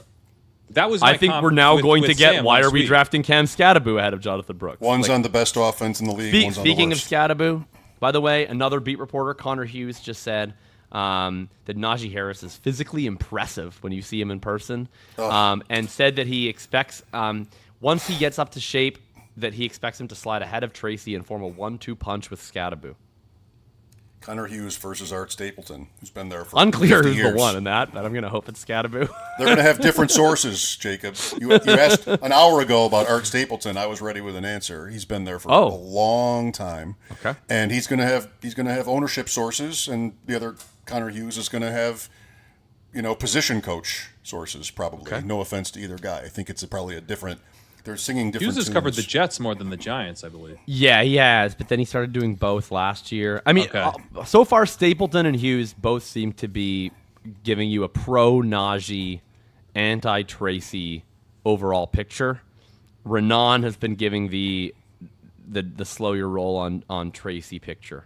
How could you possibly have a pro Najee Harris take yet? It's based on Well, what? he's physically impressive when you see him in person. Well, okay. Hey, that was good enough for the Steelers. I got a deer outside my front door. Maybe I'd see Najee Harris walking around. Look at that guy. I mean, just why are we even making that comment? I mean, the reason why it could be take one a of two picture of him. things. One picture, the white whale. Just let me see. Maybe I can. It could be one of two things, physically right? impressive. They're all physically impressive. Terrible. Such a scam. It's such a scam. It's physically impressive. He's got a torn Achilles. He hasn't been on the practice field yet. Physically impressive means what? I mean, look at that guy. No, he You ran can be through some. physically He ran through some impressive standing obstacles. still. We can- got you the can stand Tracy still and Bulls. impress. The Tracy Bulls are back in the chat. Tracy's RB1, RB1. baby. He's the one. Let's go. It's so easy to see through that nonsense. Physically impressive. Look- What was last week's version of this on this show? I forget. I got to watch it back. Get ourselves some more likes and clicks. We have to watch last week's show when we're done, so I can see what we said. Oh my Last god, this week's is version. incredible. Pepper Tony. I agree with Shope. No, she has ticks. Pepper Tony. He's a P1, we call that. He's right there. Najee going for 1,000 like usual. You'll see. All right. There's some Najee Bulls too. The Najee. I call- I Tracy call- Bulls when That's you're actually just self-impressed. Nez. That was I'd Nez like the to- last I'd like one. to- Physically impressive. Oh, that's Ness. No, it's not. But you believed it. Who's the last football player? Who's the last football player you can think of that wouldn't actually you wouldn't consider physically impressive? Hunter Renfro. Hunter Renfro. The same name. Hunter Renfro. Also known as the Route God. We were both thinking of the exact same picture, the picture of him holding the grapes. Yeah. For sure. Okay. Drumbeat, Dumbeat. It's become a tradition here on ADP Chasing in the year 2026. Nice. Devon Achan That's what Scadaboo ought to do, is change his Buying name to HN. buying Achan, buying Washington, not buying Dowdle, buying Concepcion, buying Coleman, buying Fields in the sense that I'll click him in the round 18, buying Emmett Johnson because Wait, slow down. Okay, you're buying Achan, you're buying Washington, you're not buying Dowdle, you're buying Concepcion, Whatever. Yeah, Coleman, yes, buying Fields, buying in the sense that sure, it's round 18, I'll take him instead of taking Tyquan again. I'm buying Emmett Johnson because my qualitative told me that he's entering into more drafts right now to draft more Emmett Johnson. So I thought that was a good enough reason to do it. And not buying on Penix.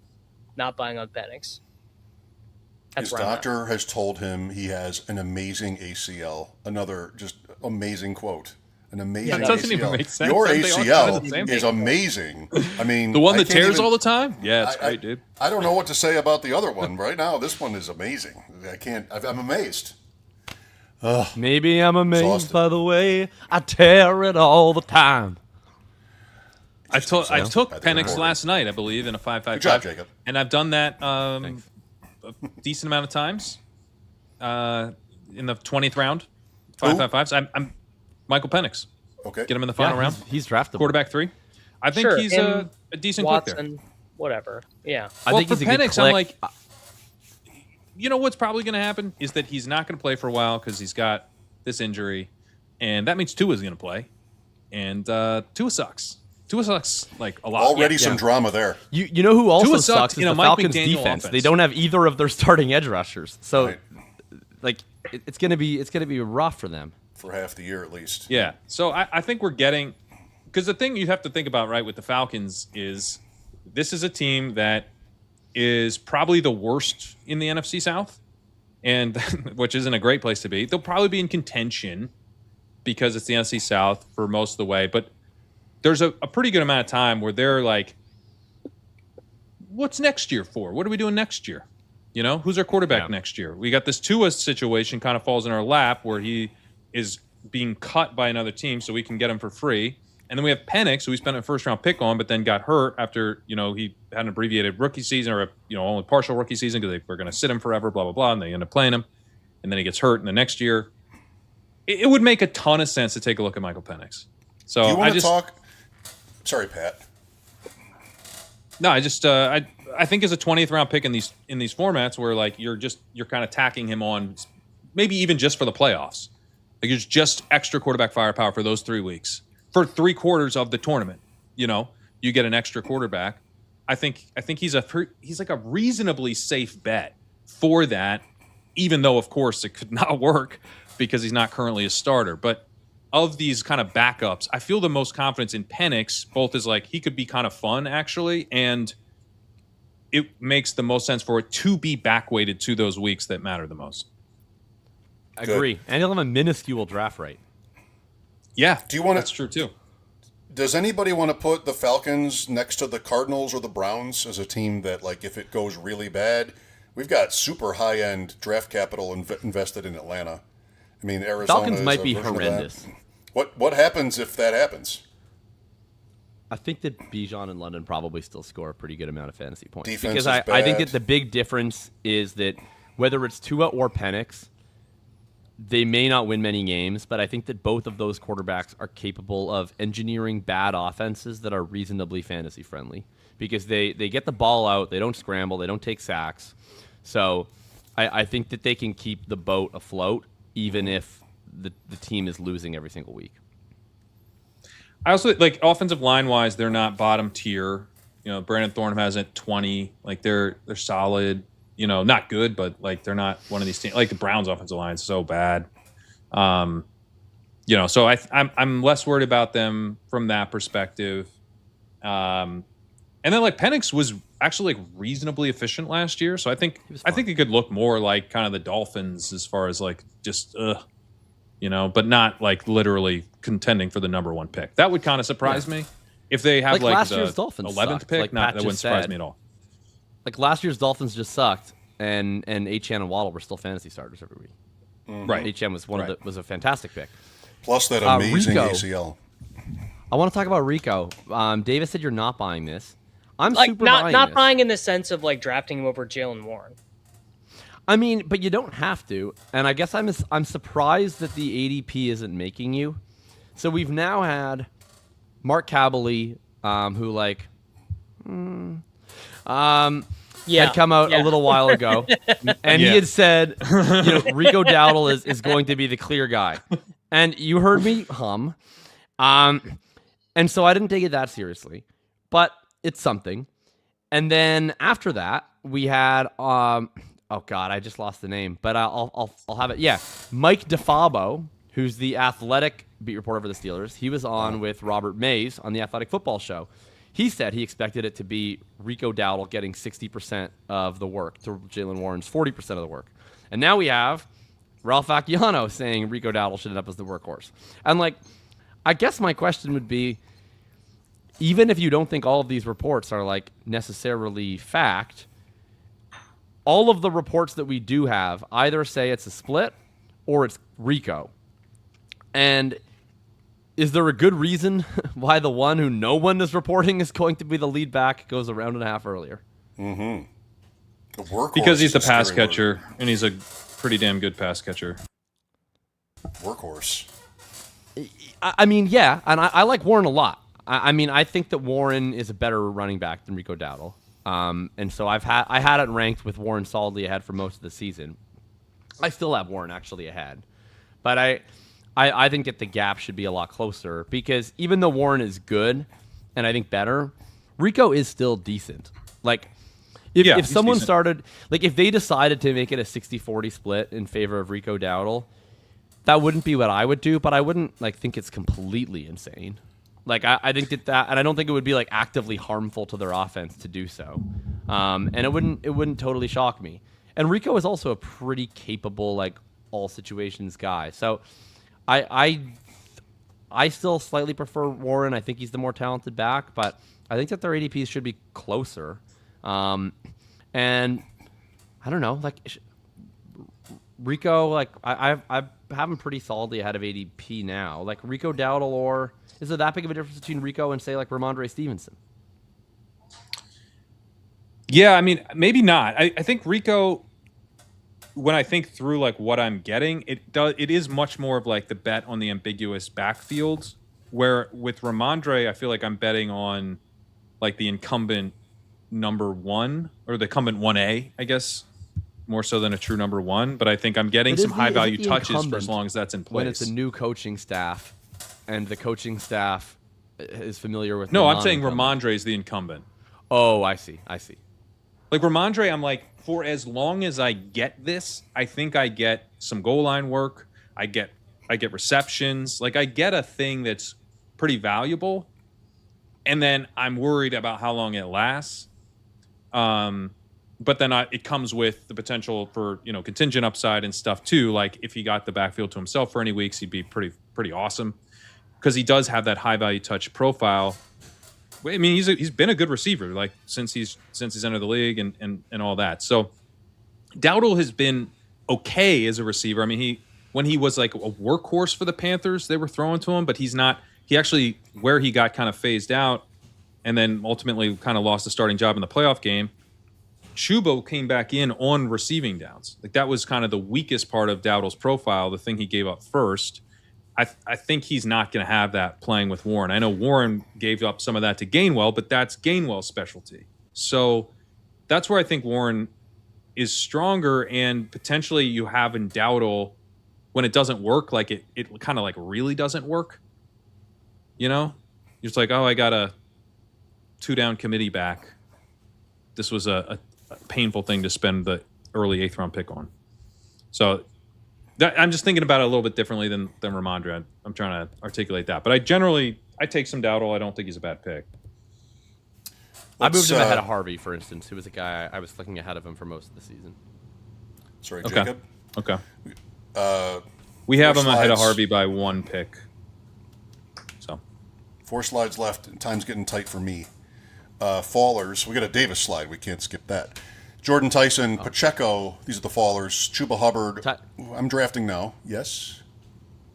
I'm sorry. I won't even give any analysis. I just want to ask both, Pat especially, because I talked to Davis about this the other day, and you show.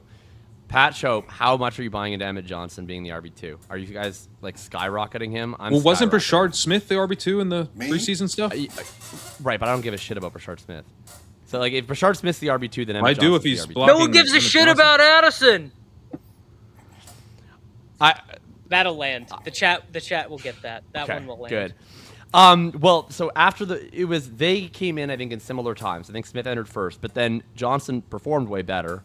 And then the next day at practice, Johnson was the clear 2 in the drill orders. I don't know if in that the matters. following I also practice. I also just don't think Brashard Smith is a real threat. Like that, if he's the RB2, then he's the RB2. But to me, the only threat was like DeMercado or they re-signed Kareem Hunt. Kareem Hunt. I don't RB2, believe yes. I don't believe that Brashard Smith is a real thing. I mean, I think anyone can be a real thing when the other guy's a rookie and a day 3 rookie. Okay. Like anyone could be the other guy. Fair enough. So Johnson hasn't cleared my threshold for where I'm entering drafts to take him type of thing. I think he could, but it would probably be him repping as the number 2 in the next preseason game. Then I'd be like, all right, let's get some Johnson. But I'd rather pay more and have the certainty than take a fancy 0. Fair enough. I don't know who the running back 2 in Kansas City should be, but I did draft Walker at 108 in a big FFPC draft last night or the night before. So I think that's not I did too a draft expensive. with Theo today, and he wanted to take Kenneth Walker over Jonathan Taylor. Yeah, I'm there too. Wow. Anybody else here? In the main event, by the way, I feel very differently on Johnson. I'm way more down to speculate on these contingent running backs in redraft. Like, I think that's a good thing to do, and you should do it. And I want to do it. It's just the best ball thing. Mm-hmm. I like Chuba Hubbard where he's going. That's now round 8 almost, 7, 8. Like, I think he's going to be relevant, even though I think they're going to be so bad, just for somebody to give you a floor. Because I think They are going to be terrible. they like him, and he's not going to go away completely. Unless Brooks, like this game in Buffalo, Brooks couldn't get through to the line of scrimmage without getting touched. So I don't know. I think Hubbard is still not dead. No, I mean, I I've think been Hubbard. stunned by how far he's fallen in like main event stuff. Yeah.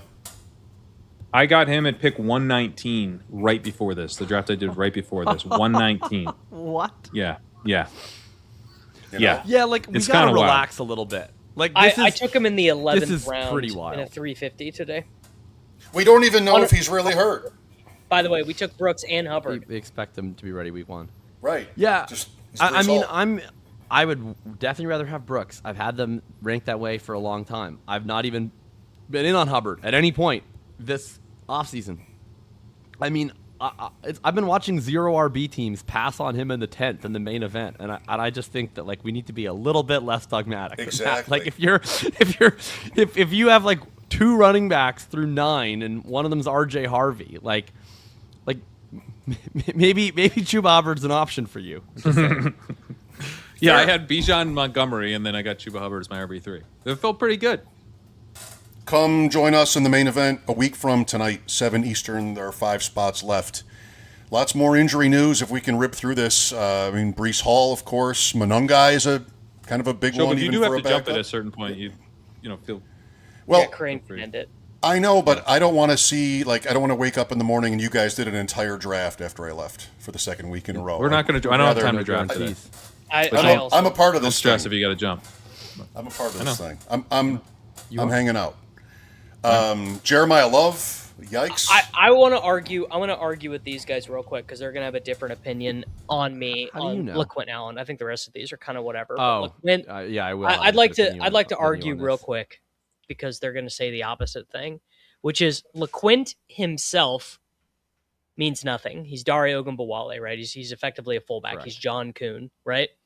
Yeah. Tuten being on the field for those theoretically, obviously I expect him to be a higher targets per route run player, but it also, if you know that Tuten is on the field and you end up trusting him in those circumstances, you end up saying it's fine for him to be out there on 3rd and 13. I mean, that does over the course of the season give him 10, 15 more targets, I think. That would not have been 10 to 15 targets for LeQuint Allen.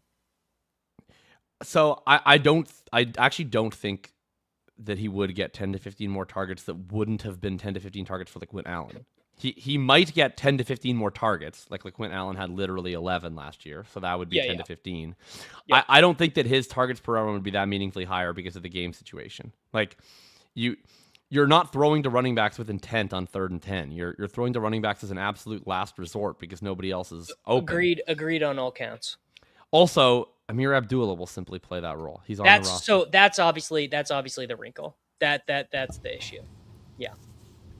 Which I don't know. I think the long down and distance stuff, maybe not so important, but 2-minute drill, I'll tell you what, as someone who was pretty into Ronald Jones and dealing with Dare Ogunbowale, 2-minute drill can be cool. I wish there was more 2-minute drill in Ronald Jones's life. I think that would be nice for 2-minute drill is possible for Tuten too, because that is like it is possible. Third downs. Third downs are purely about pass protection because you are never throwing to running backs with intent on 3rd down unless it's like 3rd and 1, but that's different. If it is 3rd and 10 and you throw to the running back, you're fired. The play didn't go as you hoped that it would. Right. And so the only result of that play is I checked it down to the running back, he's going to get 4 yards, get tackled, and we're going to punt. So like no one really cares who the pass catcher is in those situations. It's about pass protection more than anything else.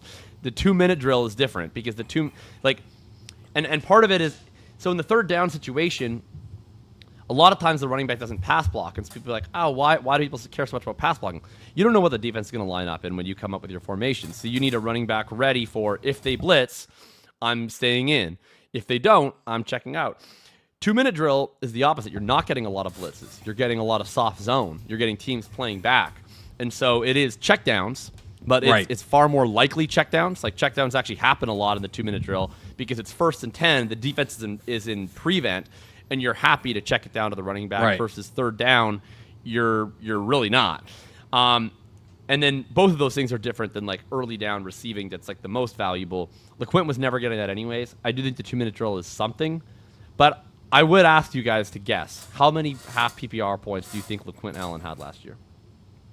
27. 9. Like no looking. 31. 31, 27, Shope? 9. You were closest at 17. Yeah, give me that's an additional point per game for my guy. Yeah, I mean, I'll take 17 more PPR or half PPR points better, for Tuten. And he's better, That's more what we can explosive. Get. Yeah, so give me one of those. But I think that Allen's role last year, like, there's potential for Allen's role to expand. You also have the thing that can be annoying too with the 3rd down stuff is like it's 3rd and 7. LeQuint comes out. Tuten just had a nice run. They were backed up on 1st down. He gets 8 yards. Now it's 3rd and 7. Tuten comes out. LeQuint gets the first. They get the 1st down not through LeQuint. It's like a pass to Parker Washington or whatever.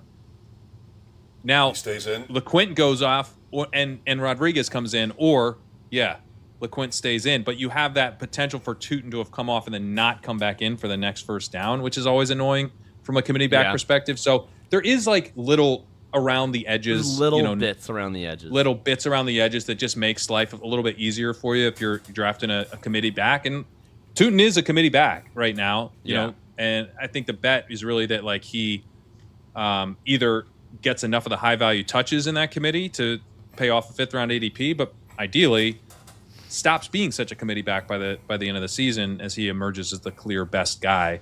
Even a couple weeks for him to show what he can do as a pass catcher in some of those situations would be pretty sweet. To me, that's kind of goes to the thesis of it of like I'm trying to get the guy who I think, if given a chance, will prove to be the most talented player in real game situation. I mean, part of why I'm saying that this doesn't matter that much though is that for all year I've been hearing from people being like, he's not even going to get any receiving work. That's all LeQuint Allen, and I've been saying like, no, you're being ridiculous. like LeQuint Allen was the pass downs back last year, and Travis Etienne got way more receiving work than LeQuint Allen did, and so I think people were already over factoring in LeQuint Allen to this situation and what he represented. Although, did you see Bhayshul Tuten was interviewed by Jordan Schultz and he was asked to build his perfect running back. So they were like, who's speed, who's shiftiness, who's power, whatever. And then he said, whose pass pro would you pick out of any running back in NFL history? He said LeQuint Allen. Uh-oh. You know what he also said? Question. He also said, I'm going to be one of those top 5 running backs next year. He did. Did you actually expect any active NFL player to answer that question intelligently? Whose pass protection as a running back do you aspire to? Who would even know? I mean, who are LeQuint Allen? Some of them would know. Yeah. Some of them wouldn't. It's not a bad answer. Fair. LeQuint Allen was quite good literally answer. the number 1 graded pass protector at the running back position by PFF last year. That like to be a passing down back as a rookie, your literal first game in the NFL is actually quite impressive. It is. Like, He's a beast. like Trevion Henderson sure as shit couldn't do it. I mean, You know? No, God no. I don't know. LeQuint is playing 12 years in the NFL.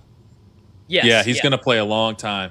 He's playing a long time. I do not claim to know Bhayshul Tuten's level of expertise on this subject. But if he happens to know who was number 1 graded by PFF in this department, and it's a guy on his own team, he better fucking say it. Like That's he's true. not- Yes. who's You got to he say. supposed Right. to say? You've got to. Well, he's he's going to gotta say Walter say- Payton. I mean, who's he going to say? He's got to say LeQuint because that's who he sees. Always pick in the somebody pass on your own blocking team. drills every day. Yeah. LeQuint is the smart answer because you're signaling to your coaches, I recognize that this other Yes. guy on the depth chart does something really well that you guys appreciate, and I'm aspiring to be better at it. Say smart all answer. that. Then say all that too. That looks really good if you say all that. Otherwise, we had Takeo Spikes. You guys know who that is. Takeo Spikes, great linebacker, came to Buffalo. It was at the Super Bowl in Houston, probably 22 years ago. And I asked him, you've been here all week. It's Radio Row. All the stars are in town. Who would you say is the most impressive person not physically impressive? Najee Harris probably was not. Najee Harris, he would have said then. Who is the most impressive person you've seen or met this week? He's like, well, I looked in the mirror. I love That's that. awesome. I love that. I'm gonna steal that. Wow. If anyone ever asked me that. Myself. That's good. Myself. was his Davis, answer. you're going to steal that? That's I good. can't wait to hear Davis say that on another podcast. Who's the most? Me. I don't think I'm the most. I don't think impressive that's a person. great answer, man. Like it's terrible. not very friendly, It's you know. horrible. It's like horrible. who looks good out here? Me. Great opportunity to transition to the Davis slide. Grant, What the Grant, hell why is would I happening lie? here? What the hell is happening on this one? This is Davis's trip to Austin. Oh my God. There's a bunch of stuff here I can't even read. Oh, Tough. The jugs Oh, machine was man. tough. I didn't even see this before. This is embarrassing as hell. The most impressive got- person here. you saw today is not you. He's not in the mirror. I got fucking You got to balls. mirror the. Dude. I What got happened? smoked by a 55-mile-an-hour fucking fastball. Who is hanging Damn. you with these? But your pictures? body catching, you're catching like this. You got a hands catch. So I tried to hand catch the first one. Don't have left. the hand eye for it. It's But too isn't it hard. coming like straight at you? very, very quickly? Yes. Like faster. This was than from. you Was are. it actually from a jugs but machine? that's not really a hand-eye Yes. situation. Like you can just put your hands where it's gonna be. No, because it was kind of windy, so you couldn't really, and it was like it's a Okay. jug. It's not like a super precise NFL level. Like there were. If you watch the video, some of them are high, some of them are low, some of I them are off see. to the I left. see. Okay. So you kind of had to be ready for It's whatever. a bit like bunting off of a pitching machine. I would assume pretty similar. Yeah. Let the record show, please, that I am not laughing at Davis's physical exploits or lack thereof, because the last physical thing I've been known to do is shoot 76 at Wanaka Country Club in Hamburg, New York, a few years ago. So I'm definitely not throwing shade at my heroes, our coworkers. It's a little bit of Takeo Spikes energy all of a sudden. Yeah. Oh, With about 27% of the neck circumference. and I took that personally. I'll out calf mug him though. Oh Like yeah. I've taken Fill out shots calf- at you Do calf guys. you think you Yeah, have sure. bigger calves than Takeo Spikes? Like I highly doubt it. Didn't he serve a I assume you PED meant Joe. suspension? No, I'll out calf mug. I was not gifted I'll compete. genetically with many things, but definitely the calves. I'll compete in calf off. Okay. All right, we'll schedule that for the meetup next year, wherever it is. Ashland, Massachusetts, I'm hearing, for Sold. next year. Done. I'm in. Do you have, what eyewear do you have here? I can't make it out.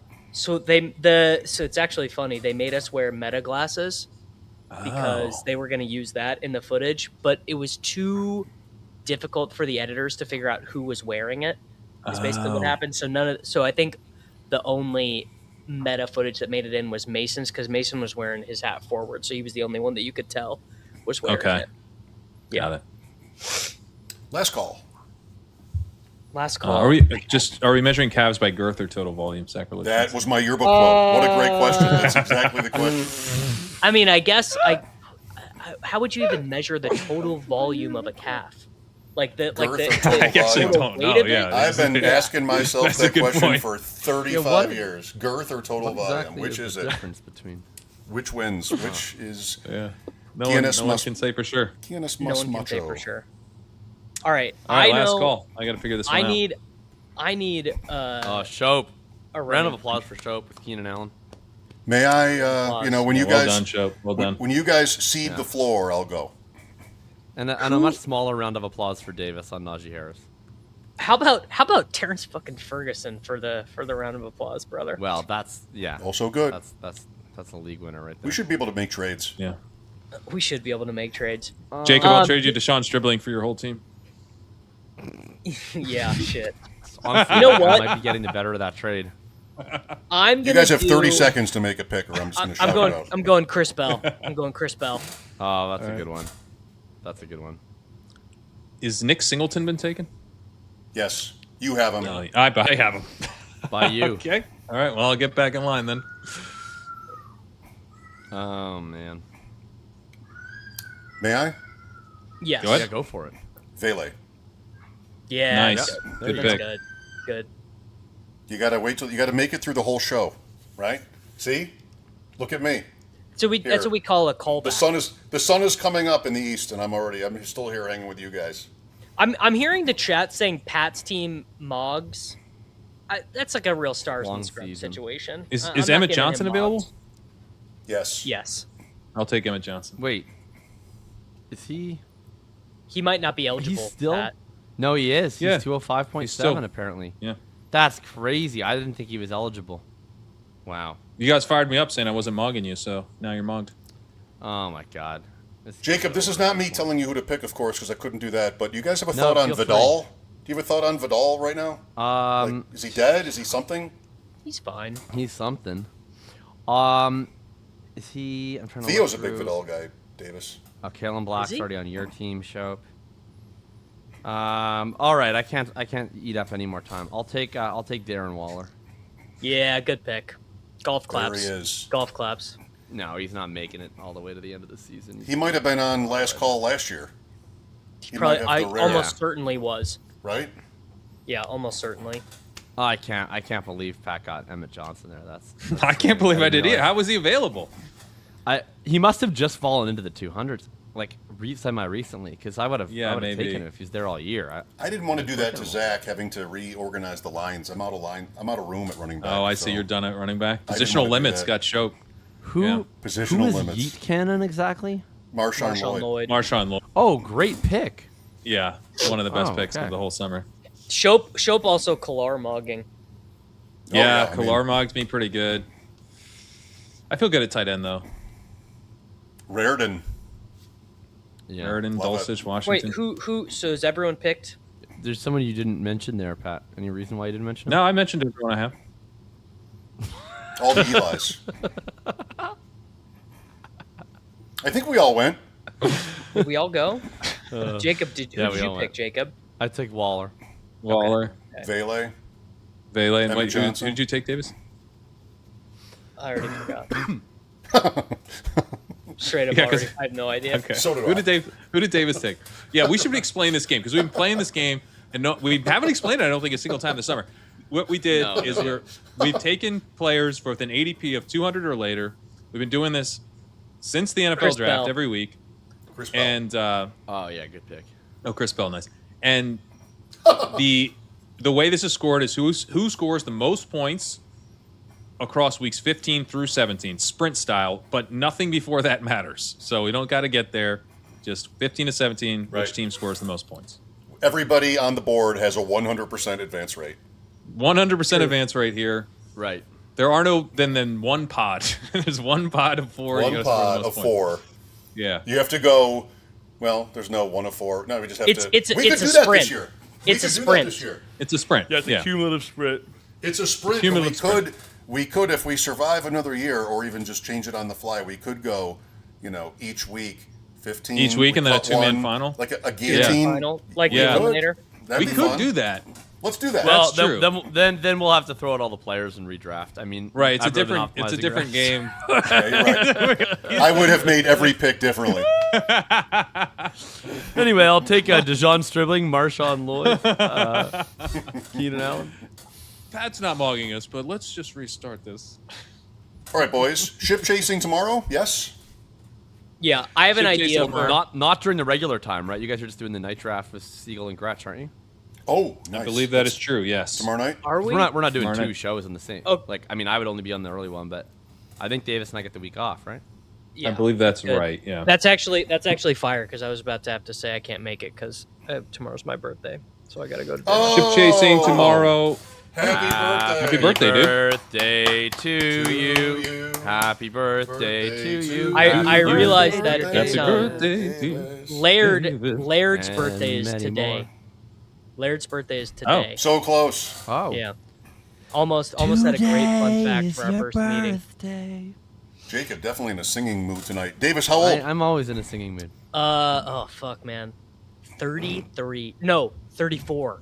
34. Wow. Yeah. 1992 birthday. Austin Matthews, Ricky Crazy. Williams. Ricky Williams. If any of you guys play GeoSports, Yeah, there's- I did because Solak did the recent one, and then I just So tomorrow, I Is think tomorrow or the next day, it's going to be my questions, what? Oh my god, that's so cool. and Is that my the- list is fucking sick. The sports map? The sports map. It hasn't worked for me in a week. They keep Nice. saying check back tomorrow. Is That's that my fault? amazing. It's I think it's your fault. It's working. it's for me definitely right your now. fault, I Mike. just You're I right. just did it. yeah. Should we do this together? Have we done today's yet? Yeah, Do let's you want to do do it. this together? I do mine. let's I do do it. mine at like 5 a.m. Well, All right. then you can Put sit your there score. silently. We can post against Davis's score. I'll screen share. The my NF score. The NFL Today. team based in this town opens its new $2.1 billion. I wonder who this is. That's billion stadium. Let's see how close you can find Orchard Park, New York. This is great. What lucky right by- time. All right. It's We right can next- make this right a up next to the collaborative lake. effort. We're gonna So, play Jim, what? man, We're, I'm gonna play in my own. here, right? Nope. Yeah. That's like Oh, Syracuse, Here? Watertown. More west. Right. More west. Right. Jacob, remember you saw that deer? Canada's in the East. background. East. It's right at the bottom of that lake. No, Like here. way off. No, it's I just did it this morning. That's Lake Ontario. Not that lake. is The it this smaller lake? lake. The smaller lake. Yes. So you know Buffalo Oh, gets this its. lake. Yes. No, no. I just did it this morning. That I mean, Well, I'm talking trust to Shope because he does Buffalo every morning. Davis has already taken the I question, got nine. and I know got where the stadium 971 is. today. I got 971 today, so I had to have been close. The snow they get at the stadium. All right, we're done. Never mind. Pretty good. Well, Pretty good. Pretty fucking close. I just got 98 points. Yeah, I That's- trusted Shope over Davis, and I was rewarded for that. All right, you're in second. 100. All right, you're in second. Jordan Alvarez is chasing the AL's first Triple Crown since 2012, when it was won Detroit. by a player in this city. Was Davis, that I mean, Kemp? Who won the Detroit. Triple Crown in 2012? Miguel Miguel Cabrera. Cabrera. Miguel Cabrera. All right, so we're looking for Detroit. Bottom One of- of the bottom One of of the thumb two, one of two cities, two locations in the United States that looks due south over water to Canada. east. Yeah, The other is Grand Island, New York, where I live. because we're looking, we're like going Down like south. in around here. South. Oh, actually, never mind. There you I go. this one I Right should there. know because I was just It's tracking the Detroit. fucking primary results. So we're right in Wayne County here. yeah. All right, I'm 98. gonna go right here. Oh, a Oh, little no. short, a little short, but 98. All right. We tied that one. Von Miller is Von joining Miller. the Cowboys for a 15th Texas NFL Station. season. Texas A&M, so that's College Station. Yeah. College Station. Which I always is get a these tough Texas for ones me. wrong. Davis I never know literally where shouting out anything the is. answer, having already done the quiz. No, I knew it was College Station. I know he went to Texas A&M. I never know where that college. wasn't I never that wasn't know where doing the anything Texas for me. places are. Where College Station is a different question, but I knew he went to Texas A&M. So you got to go. I think you I'm want to gonna be guess. closer to Dallas. Maybe that's close. I No, don't know this one either. further to the west. Really? I'm gonna guess it's around. I'm not going that far west. Or sorry, further to the east. Absolutely Oh, not. Oh. well, that Well, didn't help, Davis. Close to You should say Houston. the right. I, you should I say said the right further to the direction. east. but you 91. said further to the west. First. West. I did it First. first. I did it first. Right, and then I clicked it based on that. Okay, I don't know this next one. This He's getting a is senior club in this career. So uh, he started at Real Madrid, didn't he? no. He started Wait, at what's the Porto. question? It's Thank you. the it's Oh, the Portugal. furthest east big city on the coast of Portugal. Wait, but Porto's not the capital, is it? I thought Lisbon. Porto's It's not the in- capital. It's in Lisbon or whatever. Lisbon. Okay, so then it's Lisbon. Well, that Whatever. that It's matters. whatever the biggest city on the coast is. That's It's got to be Lisbon, coastal. So that's got to be easy. right here. That's easy. It's yeah. All right, 98. 99 for me. Oh. All right. I'm Wow, at, look at I'm that. at 674. What a battle. Well, I have bid to Lisbon. F1 This is the final season Amsterdam. resumes this weekend. Bicycles and so Amsterdam. Amsterdam. Bicycles and cannabis. All right, so we're here, Zoom in and, and then take I've just the got to look biggest- for a windmill. It's the one Zoom right in. at the south of the lake, right? and find the city. 99. Feeling right I around clinched here. it. I think it's further. Yeah. Okay. 99. Pretty good. Pretty good. Clinched it. I game. fucked it up on the College Station. You What lost. did you You get? lost Sho? to me by 8 points. 991. 971. 991. 971. Sorry, 971. Oh, You that's beat Davis joke, by you 1 exactly- point. No, I had 971. We exactly tied. It was all literally. I would have fucking beat you guys if Davis didn't get as west as his east. Well, hey, tune in Mixed up. tomorrow because they're going to be my questions. I cannot wait to sometime, do that. sometime soon. Do you get credit somewhere other than Scoundrel. on this show, Big Fantasy? I'll probably just say it on X, the Everything app. I'll say, I'll mention it on my Hey, these show. are my Does that help a questions. little bit? sure, yes, please. I mean, I don't Yeah. know when it's going to be. I just messaged the Can't guy wait for and then this. he texted to him. Jacob can't wait for I my can't show. Tomorrow, 4 Eastern, Mike Tanier, longtime football writer, Nice. 4:30. Daryl Ryder Nice. from Cleveland. The Bills are off to Cleveland for one of those feisty joint practices. I can't wait to watch you guys tomorrow, even if it is recorded, because I'll be working. Anybody else want to throw in something? Well, I'll just Please. say it's at 7 p.m. Eastern tomorrow with Oh, I can watch Gretsch and Sean Siegel. So yeah, tune in for Ship Chasing Main Event Draft. Awesome. I Love can those. confirm that I was able to get out of this draft. So the backstory on this show was it was me and Scott Barrett and Ryan Heath had decided to do a main event stream, and before Pete released the schedule, we were doing it in this draft. So we were already registered in it and would have been going against you guys, but we will now be doing that Thursday. So I think I heard Ryan say that you guys won from last year. Can't well, we have, didn't win the main event. No, but you we, got we the- won our we won our league, so we're free. You got this. Yeah. I'm excited about that too. Yeah, I can watch that thing tomorrow night. I'll be on in Pittsburgh tomorrow night. Nice. Like 9. 93.7 Sweet. fan. Davis, happy birthday. My Happy God. birthday, man. How Yeah, exciting. happy birthday. Thanks, everybody. Let us know how we did. We'll see you next week in the main event. 5 spots left. Come get it.